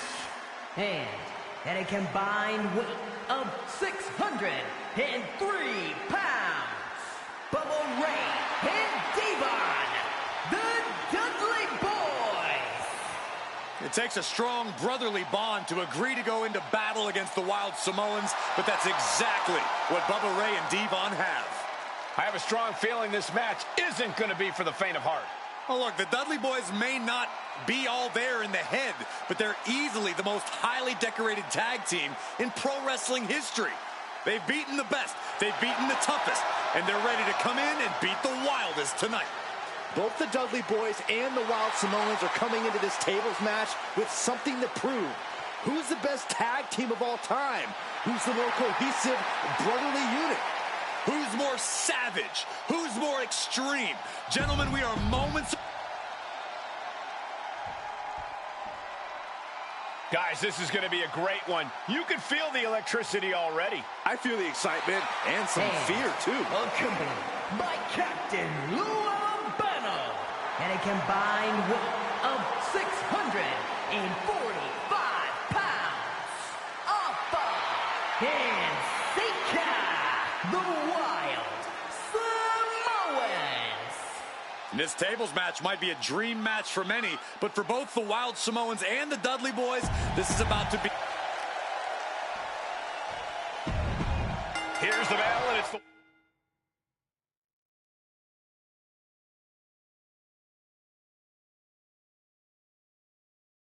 Wild Samoans, Alpha and Sika, taking on Devon and Bubba Ray Dudley, the Dudley Boys. Two sets of brothers, two sets of absolute madmen, ready to get the tables and get downright savage. Bringing a new definition to the term sibling rivalry. This one will get extremely physical. Ah, look at this, just cranking it out.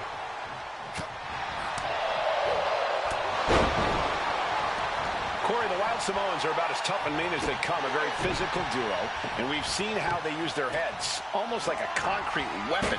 Yeah, they don't need much flash. They're just a formidable ground and pound team. If they lack in offensive creativity, they make up for it in blunt force trauma. And nothing packs more blunt force trauma than an Alpha or Sika headbutt. Clearly had a strategy going on there with the attention on the leg. Blast off!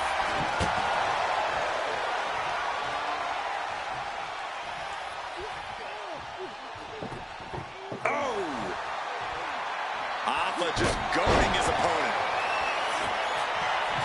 Will he get on with it already? This is a fight. All right, he's got to refocus up now. Throwing all caution to the wind and flying around like a bat out of hell. And we can harp on how this match was something almost tailor-built by the Dudley Boys. With a famous series of TLC matches they've had, the Dudleys have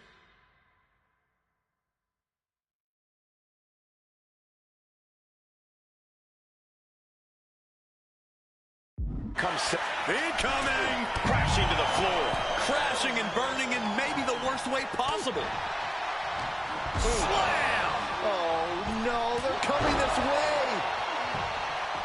Ooh. Ouch. Oh, that just knocked him a bit off balance. Ooh. Down to opponent and a double axe handle smash. Taking a big risk here by bringing the table into the action. Back into the ring here. Just whipped into the table. These attacks are starting to impact him. Yeah, that's the kind of offense that opens people's eyes to Bubba Ray. A very ferocious demeanor emanates from the Wild Samoans. Like they're part of a pack of untamed beasts. I really wonder what it would take for the Dudley Boys to have control of them. Maybe they'll take a sledgehammer? A truck? They're not human, Byron. You can knock them down, but they'll keep coming back. Punch! And Devon didn't find a counter for that. Alpha coming at him with incredible intensity. Devon's toughness being called into question by that offense. And he's going to the top. Watch out. Whoa, look out. From up top, right onto the target outside. That is kicking things into a whole new gear. He's in a bit of agony now. They have tried their hardest to avoid damage, but I think the table might be coming into play sooner rather than later. Alpha and Sika, both individuals that compete barefooted. Not something common of most wrestlers, Corey, but it is actually very customary in the Samoan wrestling heritage. It's how they train. It's how they live in the Isle of Samoa. And no one delays a fight just to put some boots on. Samoans are ready for battle at the drop of a hat. Working on the arm. Back in the ring. Oh, my goodness. Scoop slam sets things up. Devon has his mark. Looks like Devon now has his opponent set up, and there is saving grace. The Wild Samoans just took a bumpy trip to Dudleyville. Oof, that can knock you out. And the Wild Samoans always have that gaze for Alpha. And Bubba hits the Bubba cutter.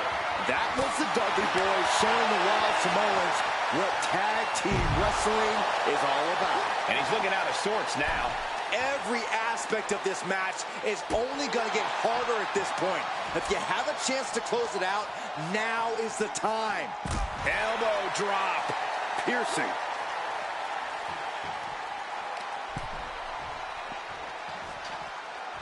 Down to opponent and a double axe handle smash. Looking for something, anything. Watching. And it is indeed time for Devon to get the tables. And he now slides back into the ring.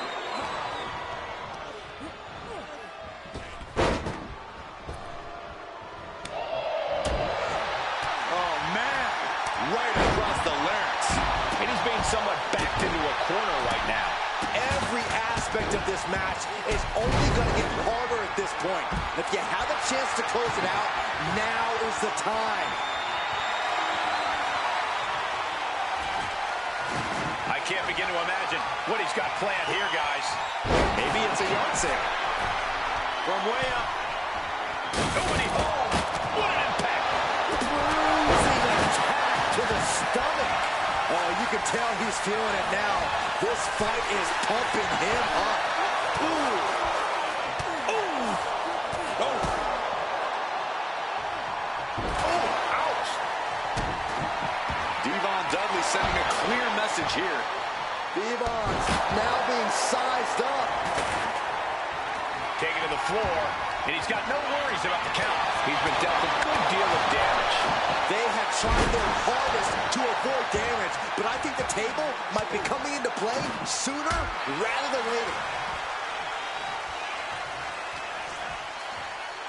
He's got him here. He's got him up. And sidewalk slam. Hopped up into the Samoan drop. Incredible. Offensive. And here we go. Tap all you want, but in this case, a surrender does not grant you a reprieve. Oh, man. I still can't get over the look I always see on the Wild Samoans. It's like they have a one-track mind towards savagery. Another big move. Bubba hits the Bubba cutter. Did Bubba Ray clinch this? And he re-enters into the ring.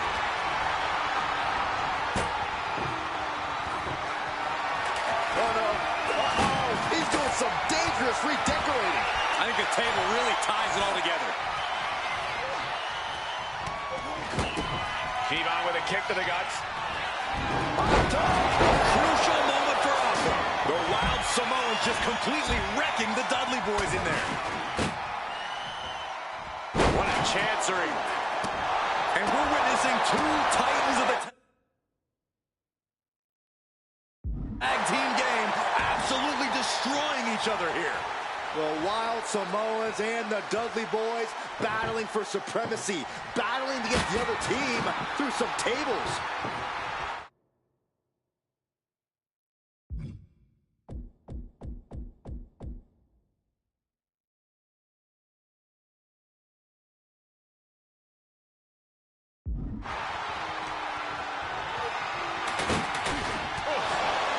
The Dudley Boys came in tonight knowing they had to turn up the dial. Had to match Alpha and Sika's level of aggression. Bubba and Devon know they have to be extreme as they can be.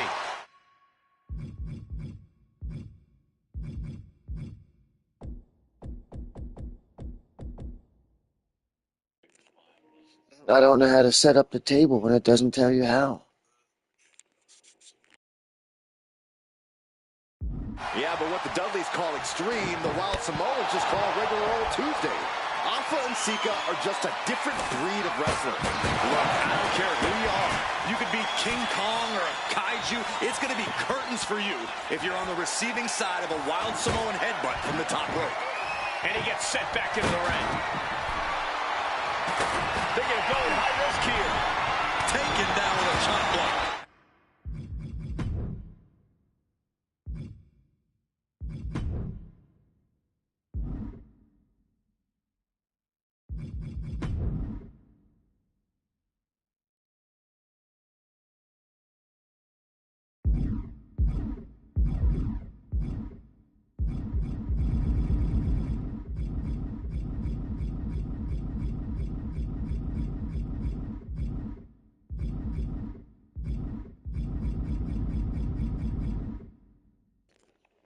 I can't figure this shit out. I don't know how to put the table up. When you pick up the table, it should show you a button that tells you how to stand it up. And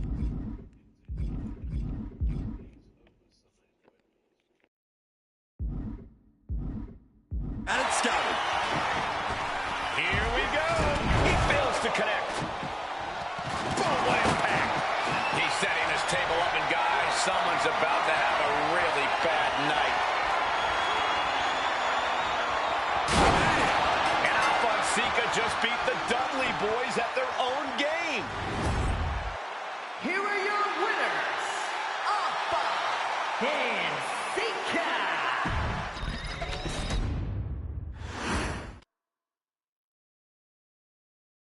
From the very moment he arrived as the enforcer of the bloodline, Solo Sikoa has taken every brutal, savage element of his predecessors and refined them into a near-perfect smashing machine. Even in the year before his arrival, Solo raised eyebrows and garnered buzz while competing in NXT. But nobody could have predicted just how smoothly his transition to the main roster would go. And before I go on any further, let me make one thing perfectly clear. I'm only saying what I'm saying about Solo Sikoa because I am a wise man. I'm a professional. And because I'm being handsomely compensated for my stellar work as your host of the WWE 2K25 showcase. I haven't forgotten what Solo Sikoa and his rogue bloodline did to me. But I also know better than to let personal feelings hinder your professional endeavors. So with that being said, since his arrival at Clash at the Castle in 2022, Solo Sikoa has consistently been involved in WWE's biggest moments and biggest matches. He's been victorious in War Games. He's repeatedly enforced the Bloodline's will to maintain Roman Reigns' status as undisputed WWE Universal Heavyweight Champion. I brought Solo in as an insurance policy. Solo was here to protect me. Solo was here to maintain the promised land. He's violent. He's strong, he's fast, he's all those things. And he betrayed me. Any man who would betray me must be a very dangerous man. Solo defeated John Cena. Solo elected to betray your tribal chief, Roman Reigns, in an attempt to bestow upon himself the title of tribal chief. When I refused to acknowledge Solo as my tribal chief, you are not my tribal. He, Tama Tonga, Tonga Loa, and Jacob Fatu put me through a table in Madison Square Garden. And that led to opportunities to compete for the undisputed WWE Heavyweight Championship. It's led to more visibility with Solo's rogue bloodline ruling over SmackDown. Every choice Solo made only furthered his standing in WWE. He has the bloodlust of the wild Samoans, the brutality of his cousin Yokozuna, and the single-minded focus of Roman Reigns, all rolled into one. There is no question. The future is here many times over, and that he may set records of his own before it's all said and done. Few men have so quickly served notice to all of WWE in the manner that Solo Sikoa has done. Whether you want to acknowledge him or not is irrelevant. One way or another, Solo Sikoa forces you to do just that, or you will suffer severe consequences. One by one, each and every single superstar on the WWE.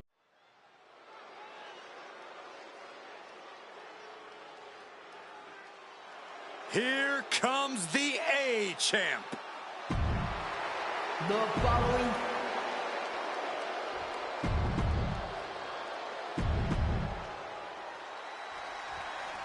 as we say in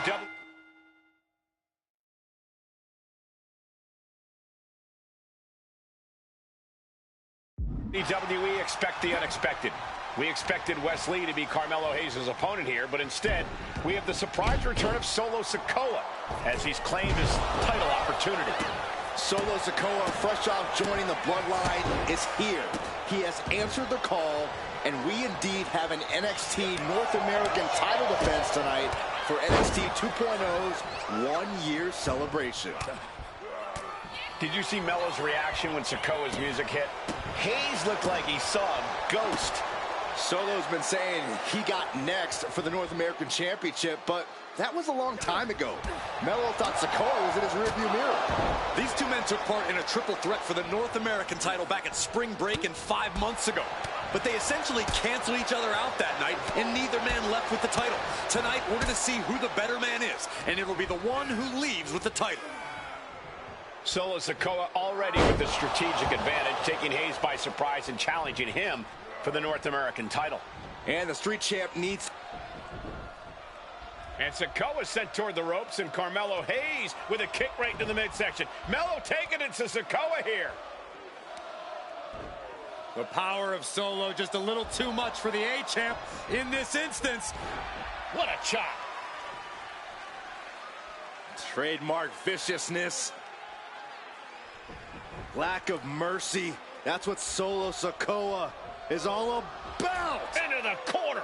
Big splash by Sikoa. Melo in trouble. Sikoa. Trick Williams making sure Melo got out of harm's way. Well, at least momentarily. And momentarily is right. Sikoa continuing to inflict more punishment on the champ. And Hayes takes out Williams on the outside.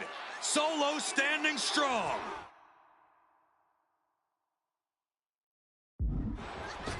Solo not allowing the presence of Trick Williams to distract him whatsoever.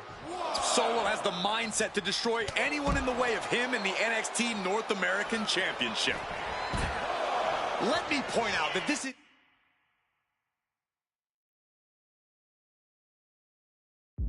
brutally unfair to the A-Champ. He prepared for Wes Lee or a night off. Now he's not getting either. This is ridiculous. The advantage is clearly in the hands of Solo Sikoa, who's had something up his... Oh, look at the start of this. Could be going into the playbook for submission. Carmelo Hayes is in trouble. He's trying somehow to hang on, but he may have to tap out or he may have no choice. Melo is struggling. Right now he's looking for any way to break out of this, and he does.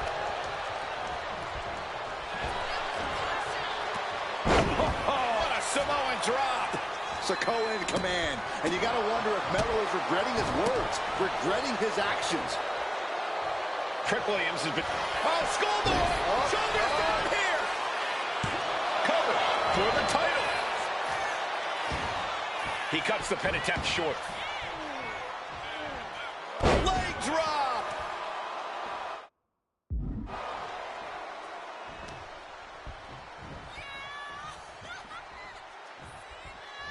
Oh.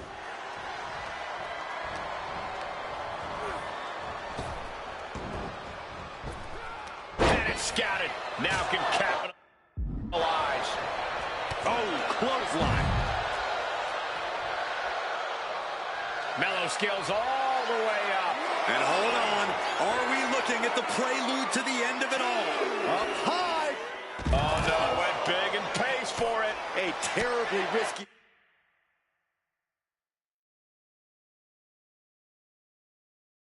move, and it did not pay off.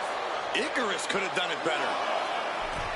Trick Williams cheering on Carmelo Hayes. You cannot deny the impact Trick has had since he joined his childhood friend's side. Yeah, that decision to bring Trick Williams into NXT 2.0 changed the trajectory of Carmelo Hayes' career. Trick told Melo 12 months ago, forget about pandering to the NXT universe, just focus on yourself. And that was the day that Melo truly became the A-champ. We saw Solo Sikoa join the Bloodline just 10 days ago. But this bond between Mello and Trick might be even thicker than blood. Down with the Samoan drop.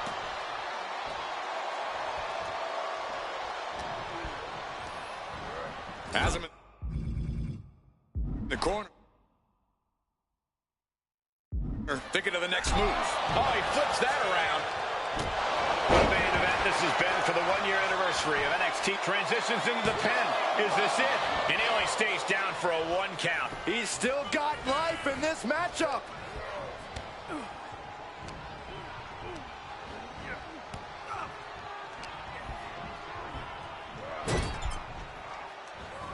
The whole ring in between them. And gentlemen, we may be moments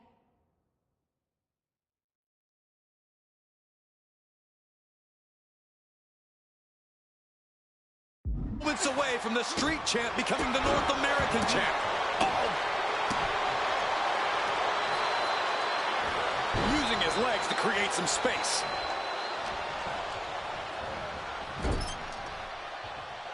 Point of the elbow, nailed it.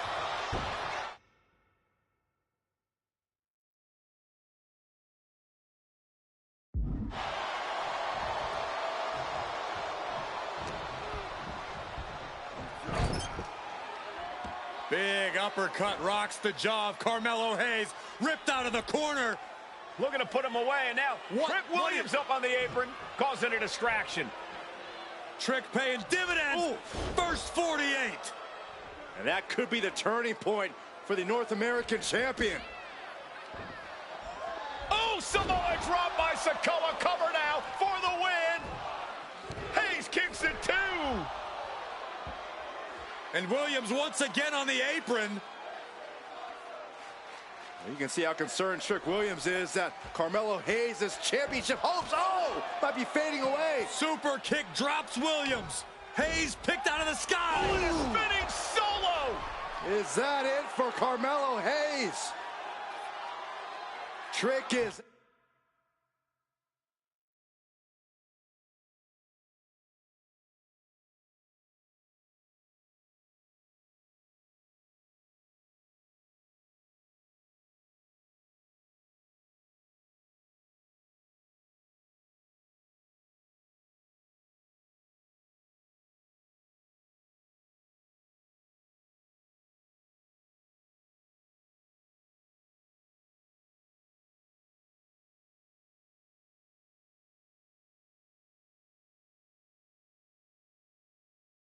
Now, Carmelo is dazed. Here's your chance, Solo. The title could be yours. Winding up. Samoan spike. It just got as bad as it could for the champ. The cover. We almost had a new champion. Guys, I thought we were getting a new champion there. Well, we might see a new champ here tonight. Don't put the cart before the horse. The champ kicked out and has no intent. Oh, no, he can be caught here. Bad spot for him. What the? Sikoa is the new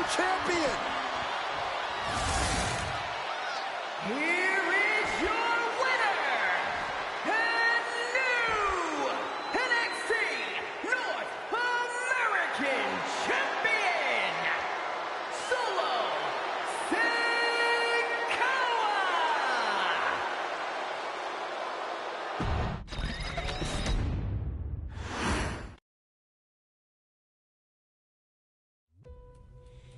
I ain't doing this one.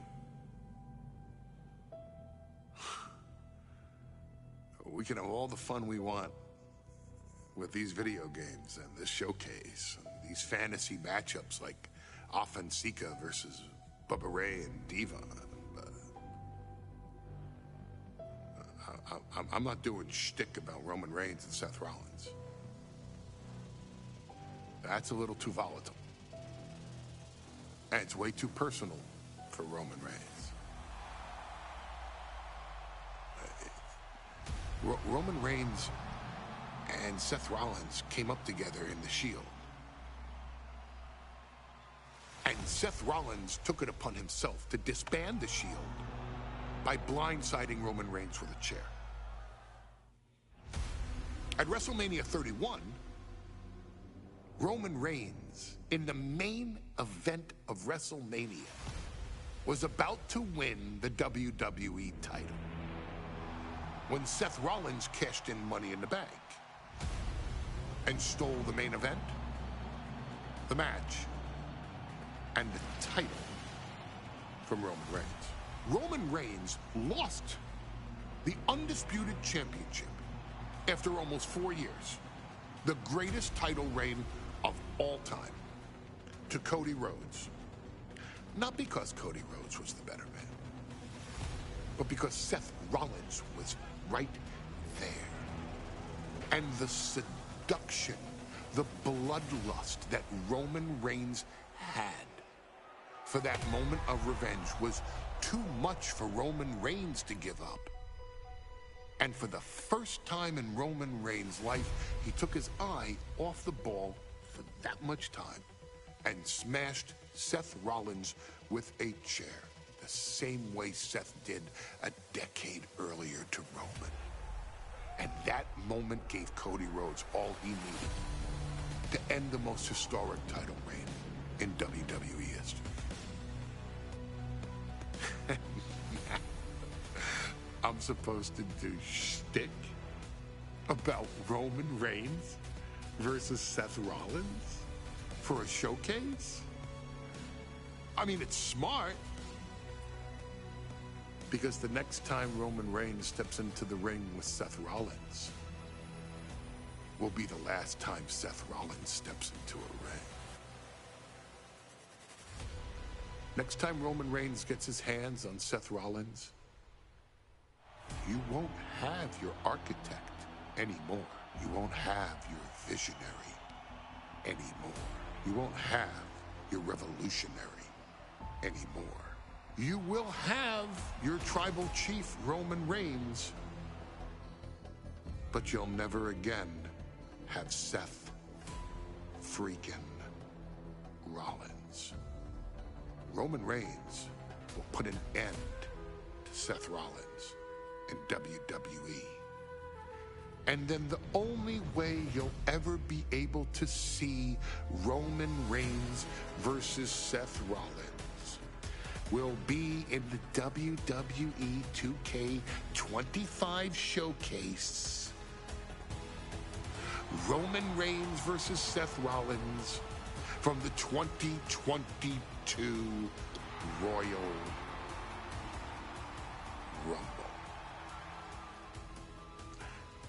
And that's not a prediction.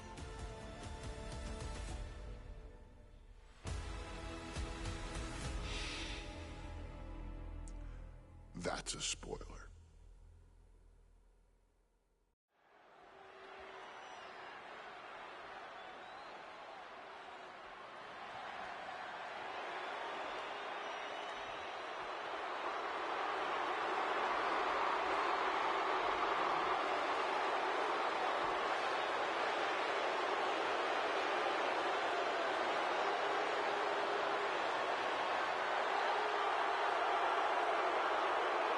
The big question as we kick off Royal Rumble, will Roman survive tonight? Well, the man who's walking down the aisle here in front of 44,000 plus is the greatest champion of all time, transcending the business.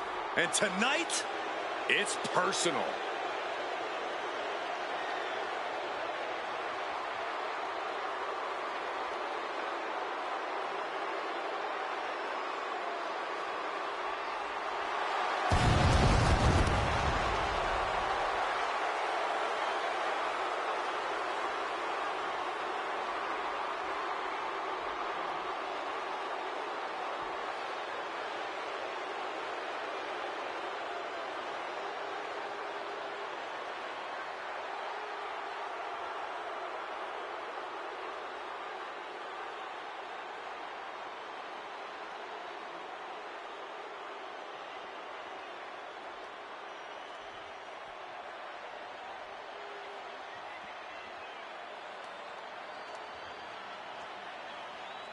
For 17 months, Roman Reigns has dominated everyone.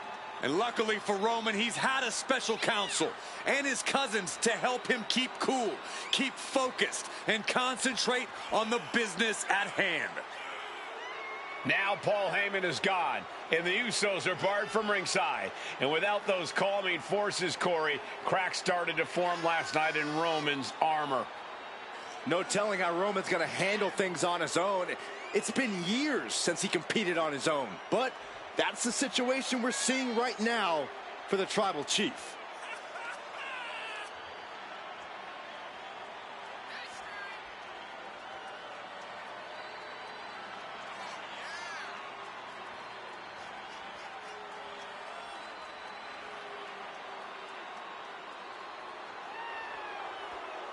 In recent weeks, Seth Rollins touched on the one thing that Roman Reigns has not been able to get over: the dissolution of the Shield at the hands of Seth Rollins. Roman Reigns is a loyal man.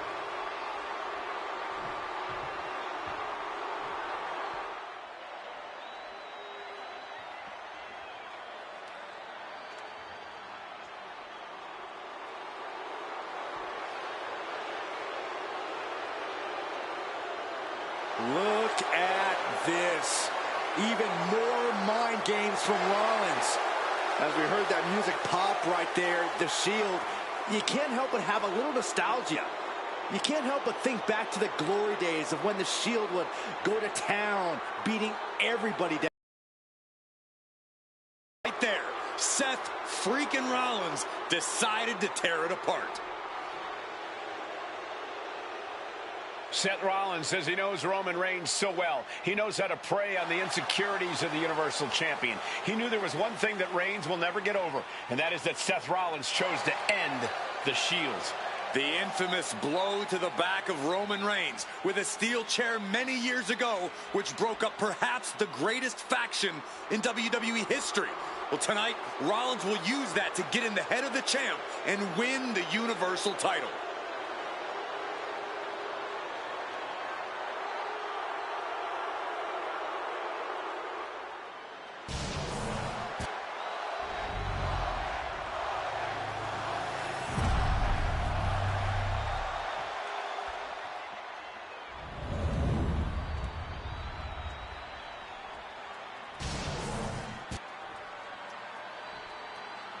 The following contest, scheduled for one fall, is for the Universal Championship.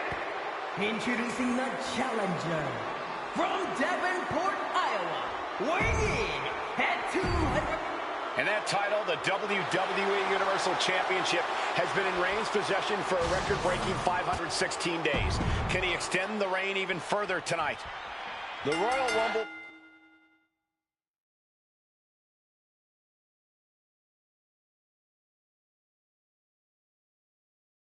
Premium live event kicks off with a match between two former brothers. Roman Reigns in his record 516-day reign as Universal Champion versus Seth Rollins, donned in the old gear that they used to wear in the Shield. Rollins looks very comfortable in that tactical vest yet again. But he's even more comfortable inside the head of the Tribal Chief, We haven't seen Roman with this type of look, this type of confusion in 500+ days. Asno set up in the corner of the ring. Gentlemen, for 17 months, Roman Reigns has dominated. He had special counsel and cousins to help him stay in control, to keep his cool, to concentrate on the business at hand. But now Paul Heyman is gone, and the Usos are barred from ringside. Without those calming forces, cracks have started to show. Every comment Rollins has made about their past cuts deeper. Every mind game breaks Roman's spirit even further. This might be the toughest physical battle the Tribal Chief has faced, but it definitely is his toughest mental battle. You want to wear your Shield gear? You want to play mind games with the head of the table set? This is what you get. Be prepared for the wrath of the Tribal Chief. Ooh! Even before Seth put his gear on, he came into this match with a clear-cut advantage. You're right, Cole. 1 week ago on SmackDown, Seth Rollins and Kevin Owens defeated the Usos. As a result, Jimmy and Jay are barred from ringside. It was an all-or-nothing move, as Rollins would have lost his title opportunity had that match gone the other way. It just proves that Seth freaking Rollins will take every freaking risk to win. Roman certainly seems out of his comfort zone right now, guys. Reigns and his comfort zone aren't even in the same zip code tonight, Cole. Unless he can snap out of it fast, he's going to make a mistake that Rollins will capitalize on. Ooh, a sharp kick. You saw that being telegraphed.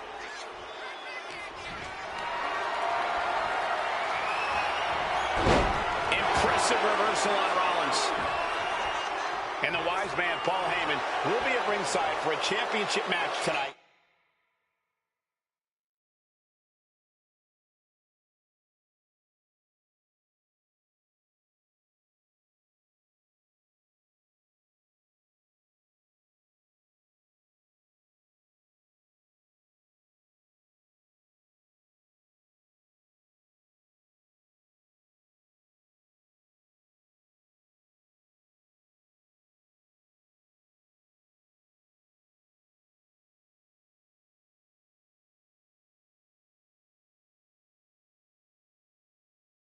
Just not this one. And that's just sickening to me, Cole. Reigns had just cause for firing the wise man, and now Paul's right back with his old client. Heyman has zero loyalty to the blood. Finds the roll-up. Looking to seal the deal, guys. He could have had this wrapped up. Not sure why he let up.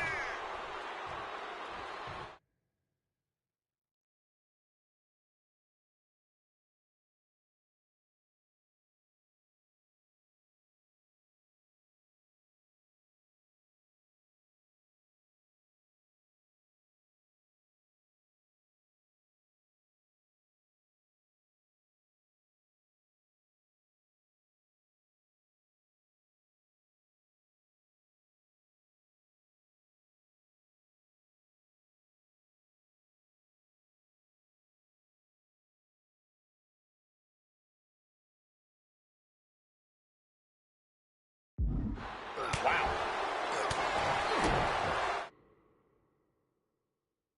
Kick to the gut. Cracked around into a neck breaker.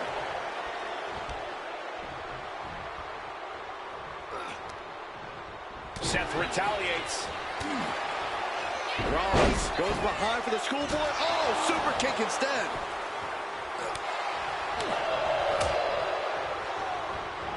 Oh, and a knee. And another. Burying knees into the body. The champion just teed off. Our challenger found no way to break free there. Sent to the corner.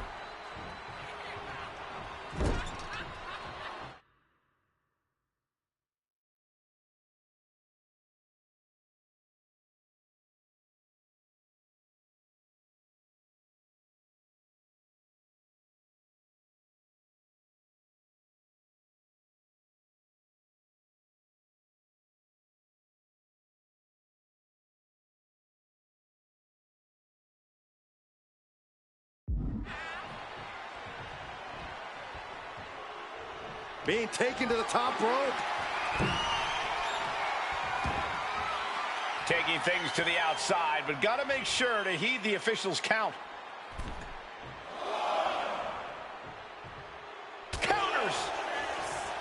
I hate to say this, but the Tribal Chief has become Maybe time to start burning it down. Rollins is starting to roll. The champ is pinned. We might have a new champion here. Kick out at one. Doesn't bode well if you still can't get more than a 1 count by now. From behind. German suplex.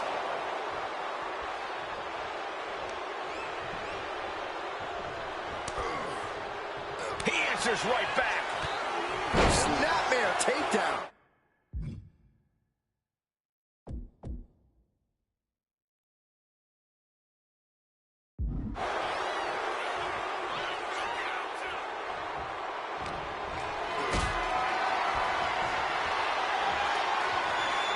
Caught in a bad spot. Big powerbomb. Seth Rollins says he knows Roman Reigns so well. Says he knows how to prey on the insecurities of the Universal Champion. Rollins knew there was one thing that Roman Reigns could never, ever get over. That it was Seth Rollins who chose to end the Shield. That blow to the back of Roman Reigns with a steel chair so many years ago broke up perhaps the greatest faction in WWE history. Who would have thought that moment would still loom so large and be the biggest key to victory for Seth freaking Rollins? Clearly lost in the moment. He better snap out of it. Reigns heads up. This is going to be good. Sky high. Diving clothesline.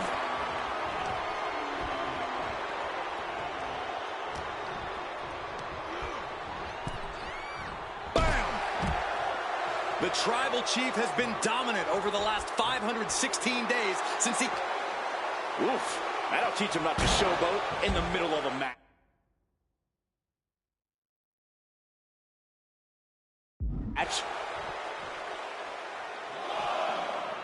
Oh, man.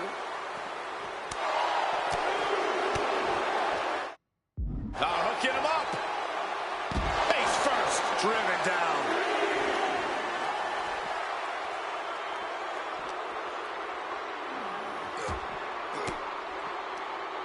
Denied with an elbow. Off the barricade.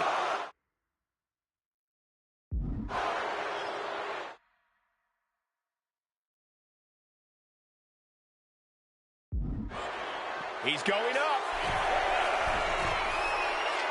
From the top. Near the end of the count. Better hurry. That's going to be on highlight reels for a long time. Incredible courage to even attempt that.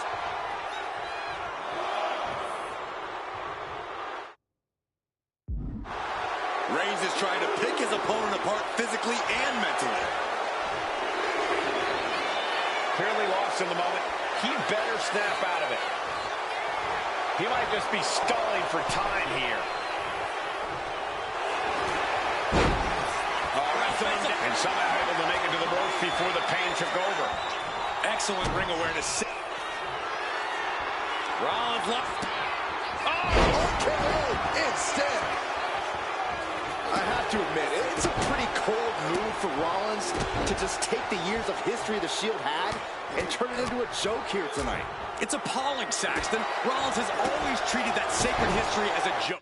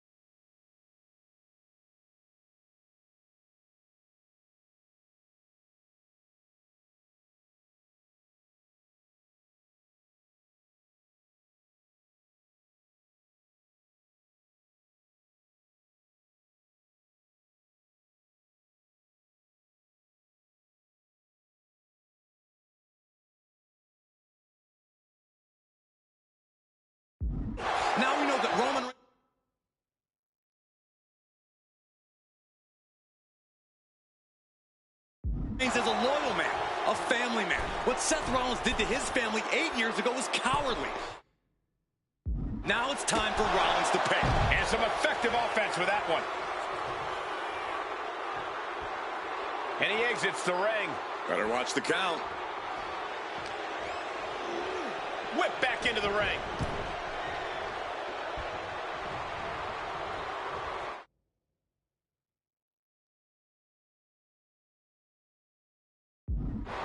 Oh, did you see a tooth fly out?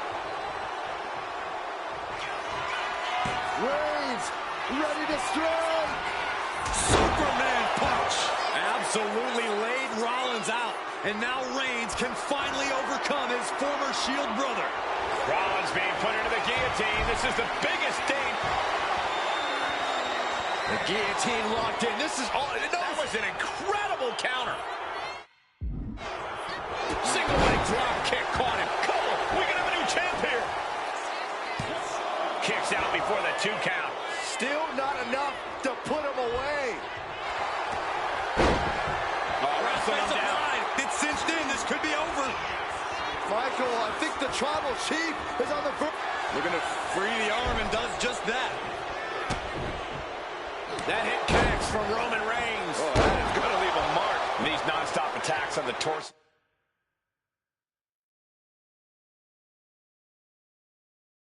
Have more than done their job here. We could be. And here's Reigns now, misses wildly with the clothesline attempt. Spear! Spear by Reigns! Roman Reigns from out of nowhere with a spear! That could end it for Rollins if Roman could just make the cover. Roman trying to fight through the pain. Oh my, guys. Guys, look at what Rollins is doing.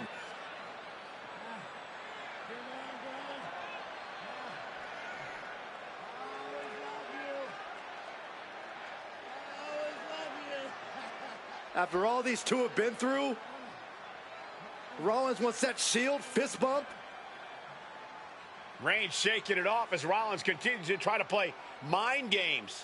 Yeah, but that may have triggered a litany of emotions within the Tribal Chief. Reigns unsure of what to do.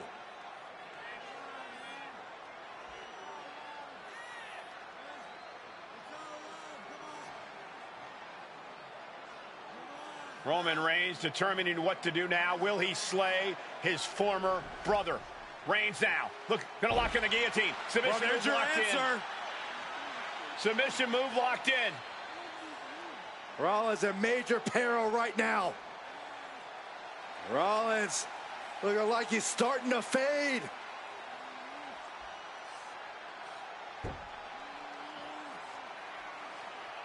Seth trying desperately to make it to the bottom rope. I'm not sure he can make it, Corey. Trying to make it to the rope to force some sort of break. Seth trying to hang on. How can he do this here? Is Rollins going to tap here? What's Rollins going to do? Is he going to tap out? Well, he makes it to the rope. Reigns has a 5 count to break the hold.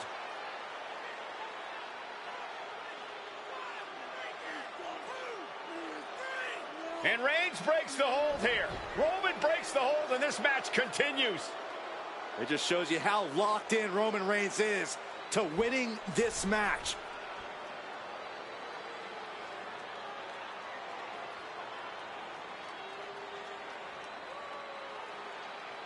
Rollins just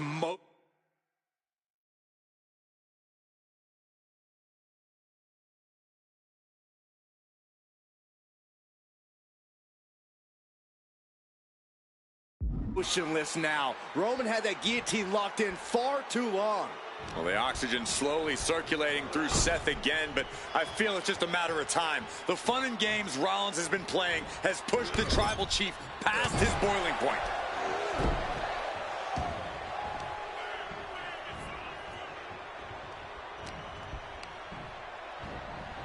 Placed him in the corner here.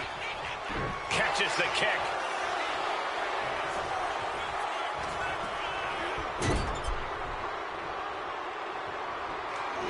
Oh, Superman punch!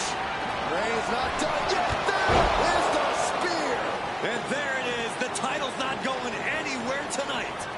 Oh, and soon we could be seeing a submission here. And Reigns retains the title.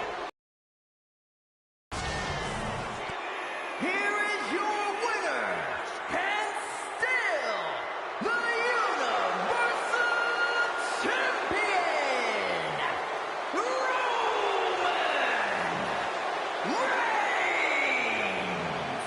Roman Reigns has finally done it. Finally earned that title defense against Seth Rollins.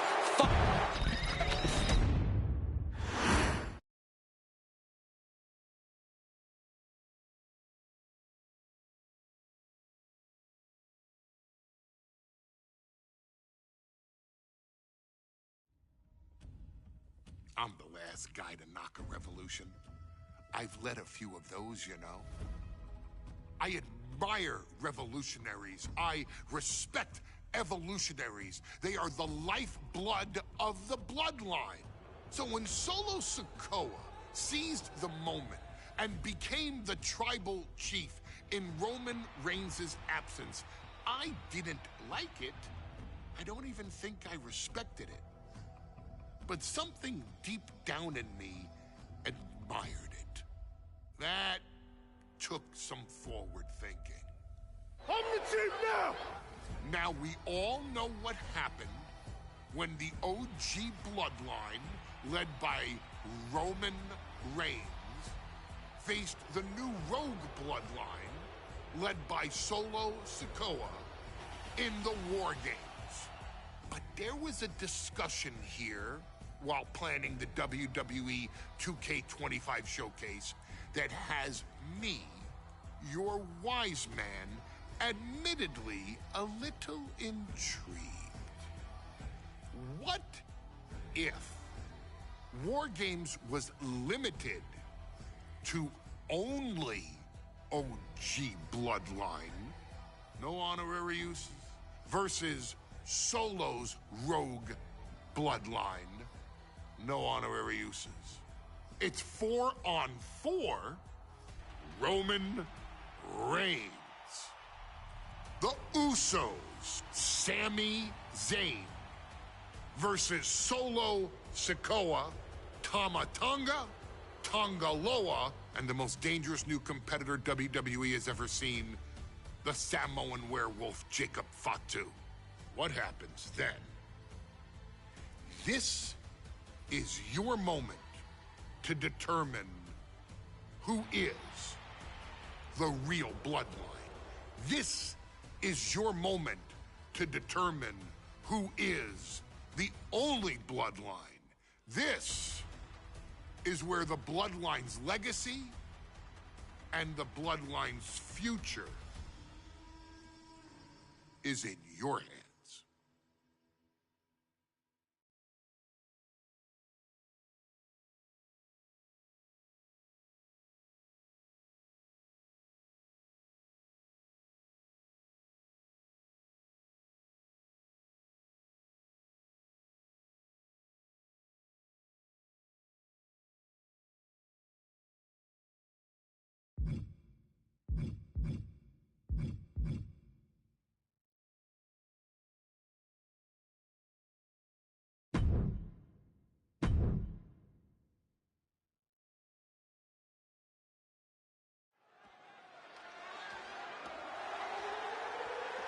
The following contest is the men's War Games match.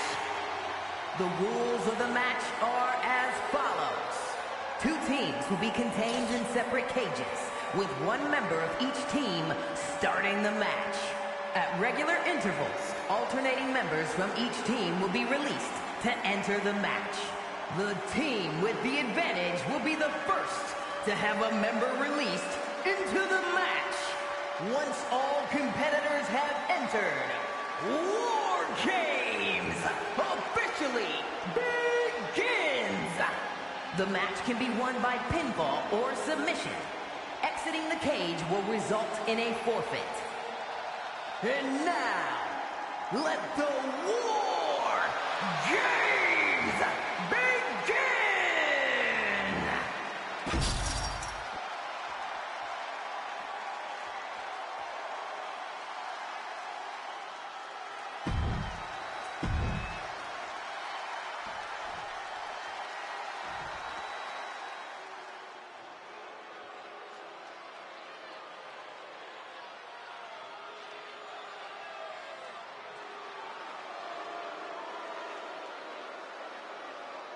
The original bloodline was created with the wisdom of the elders, but this... Here we go, first two combatants locked in the War Game structure. The original bloodline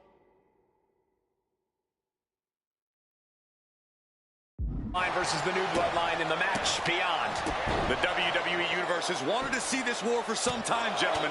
Roman and his old guard versus Solo and the new crew. So many questions. Can Roman's teammates put their past animosity aside? Can the... From the top, diving headbutt. Oof. I think tonight is going to be a breakout performance for Jacob Fatu. So much raw talent in that young man. Every bloodline member, new and old, is a generational athlete. But Jacob seems to be a step ahead of every one of these men at times. Many already believe Jacob can take the mantle as the leader of the bloodline. If he's the one to earn the victory tonight, his time as the tribal chief may come sooner than anyone thinks. Just bludgeoning their opponent. You can't get caught in a hailstorm like that if you want to win. Oof. I don't know if Jey Uso can withstand much more of this. Jacob Fatu is determined right now. Before War Games officially starts, what do you guys think is the key to the old school bloodline coming out on top? Every one of these men is a proven main eventer, Michael, but that won't be enough if they can't stay on the same page. Yeah, and given how united Solo's team is, I don't think even the Mount Rushmore of WWE could handle the new bloodline. Roman and his crew need to remember what bonded them, what made their team Usi, and work as a real team. Just one last time. Numbers advantage or not, he's leaving nothing to chance as he searches under the apron. Gotta be a bit tough for Jey to stand up amongst this team. Some close allies, but some enemies he's yet to forgive.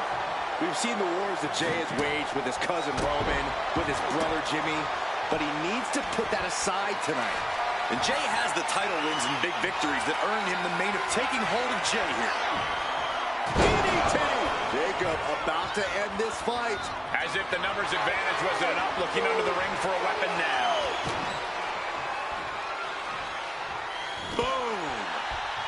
Into the cage now, and the numbers advantage is locked in.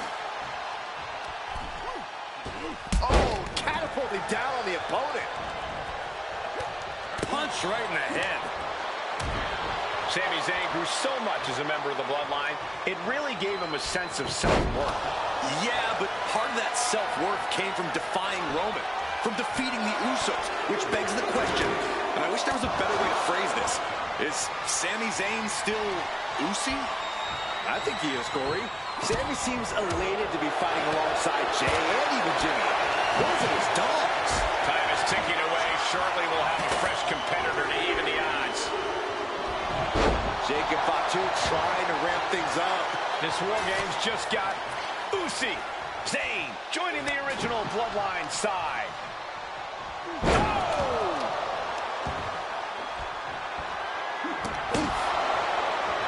8 men in this war, but one seems to be fighting his own internal battle. That man, Jimmy Uso. He's currently on Team Roman, but this might be an instance of the enemy of my enemy is my friend.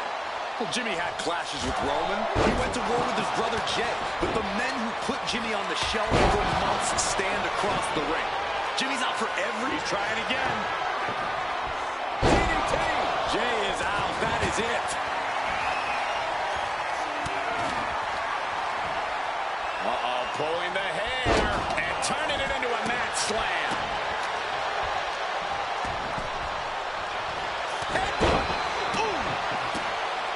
If there's one man here with the most to prove, it's got to be Tonga Loa.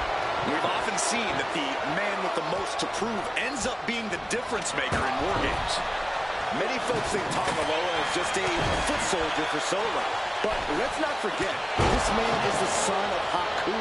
Just like his father, Tonga Loa truly excels in the brawl. And there is no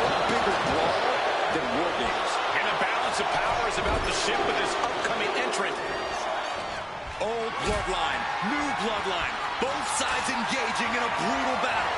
Every one of these men is fighting with every fiber in their being to be considered the true bloodline. Through the ring door and adding a bit of leverage to the situation. Solo Sikoa's group at a decided disadvantage. His side has less experience inside the structure. But look at how young and hungry Team Solo is. Measuring up one more time. Down DDT. Jacob about to end this fight. Boom. Bam. Oh, what a kick. Ooh. And Zayn looking a bit worse for wear after being on the receiving end of that offense. Tossing him aside. Ooh.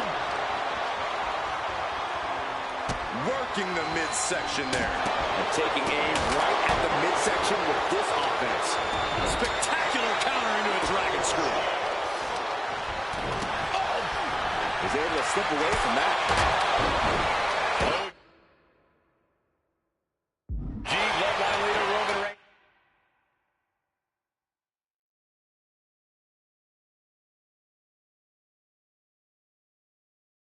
It's just so much on the line in this one, guys. Oh, absolutely, Michael. Solo Sikoa took his spot at the head of the table. He says he's the new tribal chief. And that is Roman's legacy. Those names, this group, they mean something. But the bloodline represents all that Roman has built in his career. And he needs to take it back tonight. And guys, this is what War Games is all about. Both bloodlines leaving it all in the ring. The old guard and new school trading their biggest shots in one of the most dangerous environments in all of WWE. Lights out. Pop up. Powerbomb. And again, the head has been the target here. It's a surefire way to keep your opponent out of sorts. They're not going to go into this one without a little backup in their corner.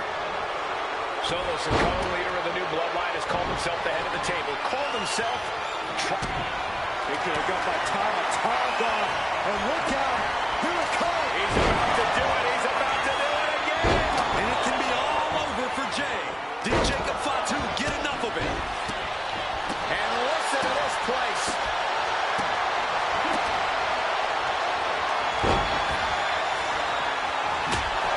Headbutt. Over and over. So much aggression.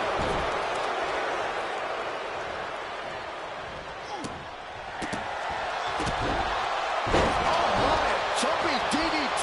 Absolutely planted.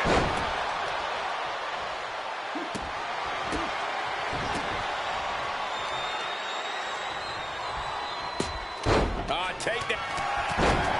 Both wrists captured. Boom! Good night. What a knee. Tonga Loa put a stamp on this one. Snap suplex. And now the new tribal chief, Solo Sikoa, joining Bloodline War Games. Lethal combination. Punch right in the head. Entering the ring and a set. Tonga. Twist. Will Jay end this? Trying to go for it again. And looking at Jacob Fatu. Ooh, DDT delivered. Does Jimmy have any fight left? Neck breaker. And that blow has him wavering. Oh, timely counter by Zayn. Tossing their opponent like they're nothing. The suspense this crowd is feeling is palpable. They are waiting with bated breath for what's to come next. Oh, basically hammering their opponent into the floor. Dodges away. Sledgehammer right to the gut. In one-time maneuver there. Down to Otis and a double axe handle smash. Jimmy saves him. He's going back to the well. DDT! Jacob about to end this fight. Oh, ouch. Bang. Ooh. Strikes with a kick. Here comes the buzzer.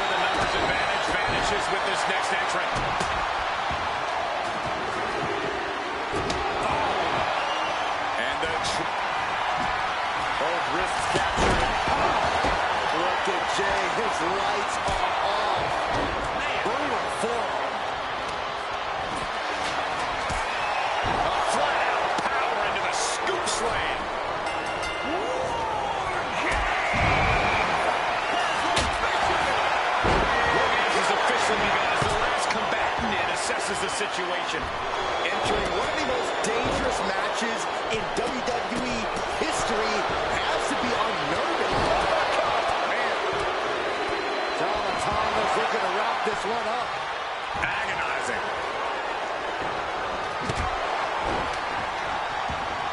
Look at this raw power. We're starting to see the effect of those continued attacks to the core.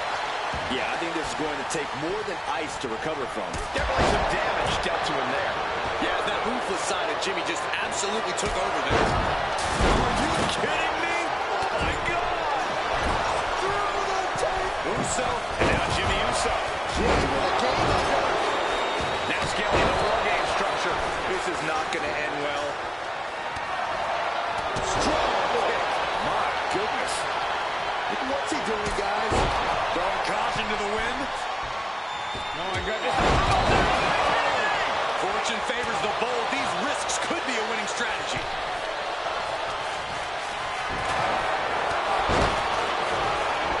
Oh, what a quick answer.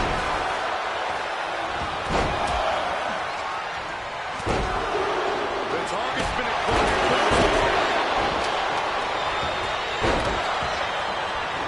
Shoulders are down. Jacob's got to kick out.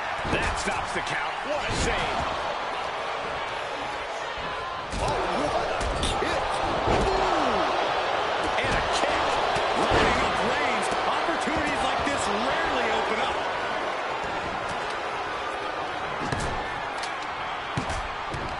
Landed a big hit with that hammer. Oh, my goodness. Sammy isn't going to like what's up. And just in time, he gets out of there. On top. Both wrists captured. Does that finish Sammy off? Big got by Tonga. And look out. Here it comes. The Tonga twist. Jimmy rolling for the win. Meanwhile, there we go. He thinks this is it. What's he doing? He had this match in the bag. Deep into the match. This could end it. he comes to the rescue for his team. Oh, the physicality on display there. Unbelievable. This could be the end of the night for Jey Uso. No, stops the count at 2. I cannot believe what I'm seeing right now. No one can. That's one way to break up a pin attempt. And looking at Jacob Fatu. What a headbutt. Vicious. Vicious. Downright savage club right there. And the punishing streak of Sikoa just got a bit halted. Oh, hold on. Is he thinking of a submission here? Targeting. He gives in and taps out. Ooh, elbow strike. And the tribal chief being met with hostility there. Samoan drop.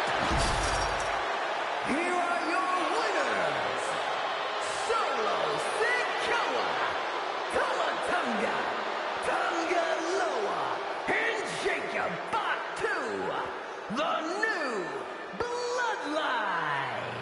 You want to know which version of the Bloodline is superior? Well, there's your answer. Solo's crew prevailed inside War Games. These 4 men are true family. Each of them fought with that same bit of hunger and attitude we once saw in Roman's old crew. But now we know that Solo Sikoa, Tonga Loa, Tama Tonga, and Jacob Fatu are the one.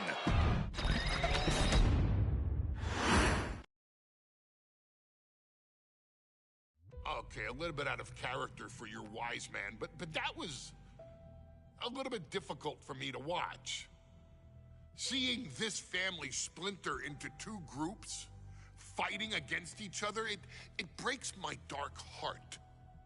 But they're all grown men, and you settled the issue. Now let's give Solo credit. Forming Team Solo was, of course, his usual backup of Tama Tonga and Tonga Loa, the sons of Haku, feared as one of the baddest men to ever walk planet Earth. Along with them, the Samoan werewolf, Jacob Fatu, son of Tama, also known as TK All Day, the Tonga Kid, another fearsome competitor from WWE's golden era. But did you know that Haku and Tama once comprised one of WWE's most impressive tag teams? Haku had been considered family by the Dynasty for years on end, and his teaming with Tama, brother of Rikishi, solidified this for eternity. The Islanders were a formidable test for any tag team in WWE in the late 1980s, competing against teams like the Hart Foundation and the British Bulldogs. Initially fan favorites, the two would embrace a more hard-nosed approach and even teamed up with WWE Hall of Famer Bobby the Brain Heenan, finding even more success. The team flawlessly merged aerial excellence, martial arts mastery, and some good old-fashioned Islander grit. Perhaps their most infamous moment saw them actually dog-nap Matilda, mascot of the British Bulldogs, showing that they were willing to do literally anything to throw opponents off their game. Both men are still revered today as two of the real legit tough guys in the industry, names that instill fear simply upon mention, and they absolutely taught their children well. Tama Tonga and Tonga Loa both loved to slowly brutalize an opponent in the traditional Haku style, while Jacob Fatu hurls his body at opponents from all angles with reckless abandon, much like Islander Tama in his TK All-Day heyday. For their inclusion in the 2K25 showcase, we find the Islanders in a dream match, taking on another team that has mastered the air, ground fighting, and has their own brand of swag that keeps opponents guessing at all times. Ladies and gentlemen, I'm talking about the Street Profits. Montez Ford and Angelo Dawkins have put together one hell of a run in WWE, and the perennial tag team champions are going to find themselves in an unfamiliar setting, taking on Haku and Tama in a best 2 out of 3 falls match. Anyone can sneak a win out, but Haku and Tama often competed in this type of match to fully demonstrate the superiority to their opponents. And you can bet that they're out to do the same thing to Angelo and Tez. So get out there and showcase the tag team mastery.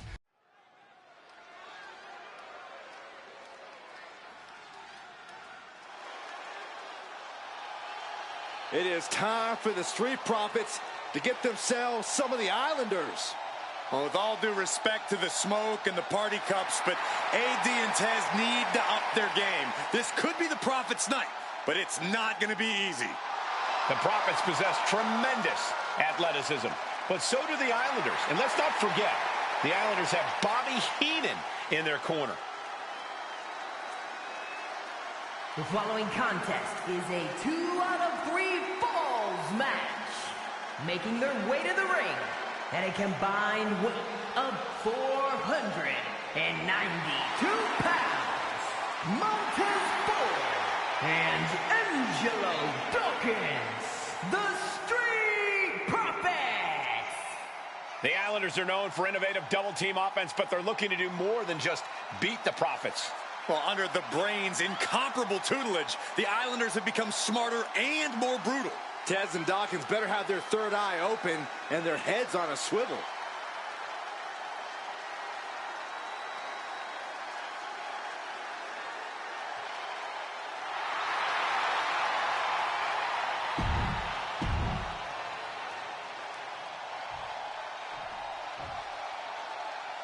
The Street Profits had better be ready for what's coming. Tez and Dawkins have to be ready to deal with any shortcut the Islanders can find. And their opponents, accompanied by Bobby Heenan at a combined weight of 499 pounds, Tama and Haku, the Islanders. We know the Islanders are...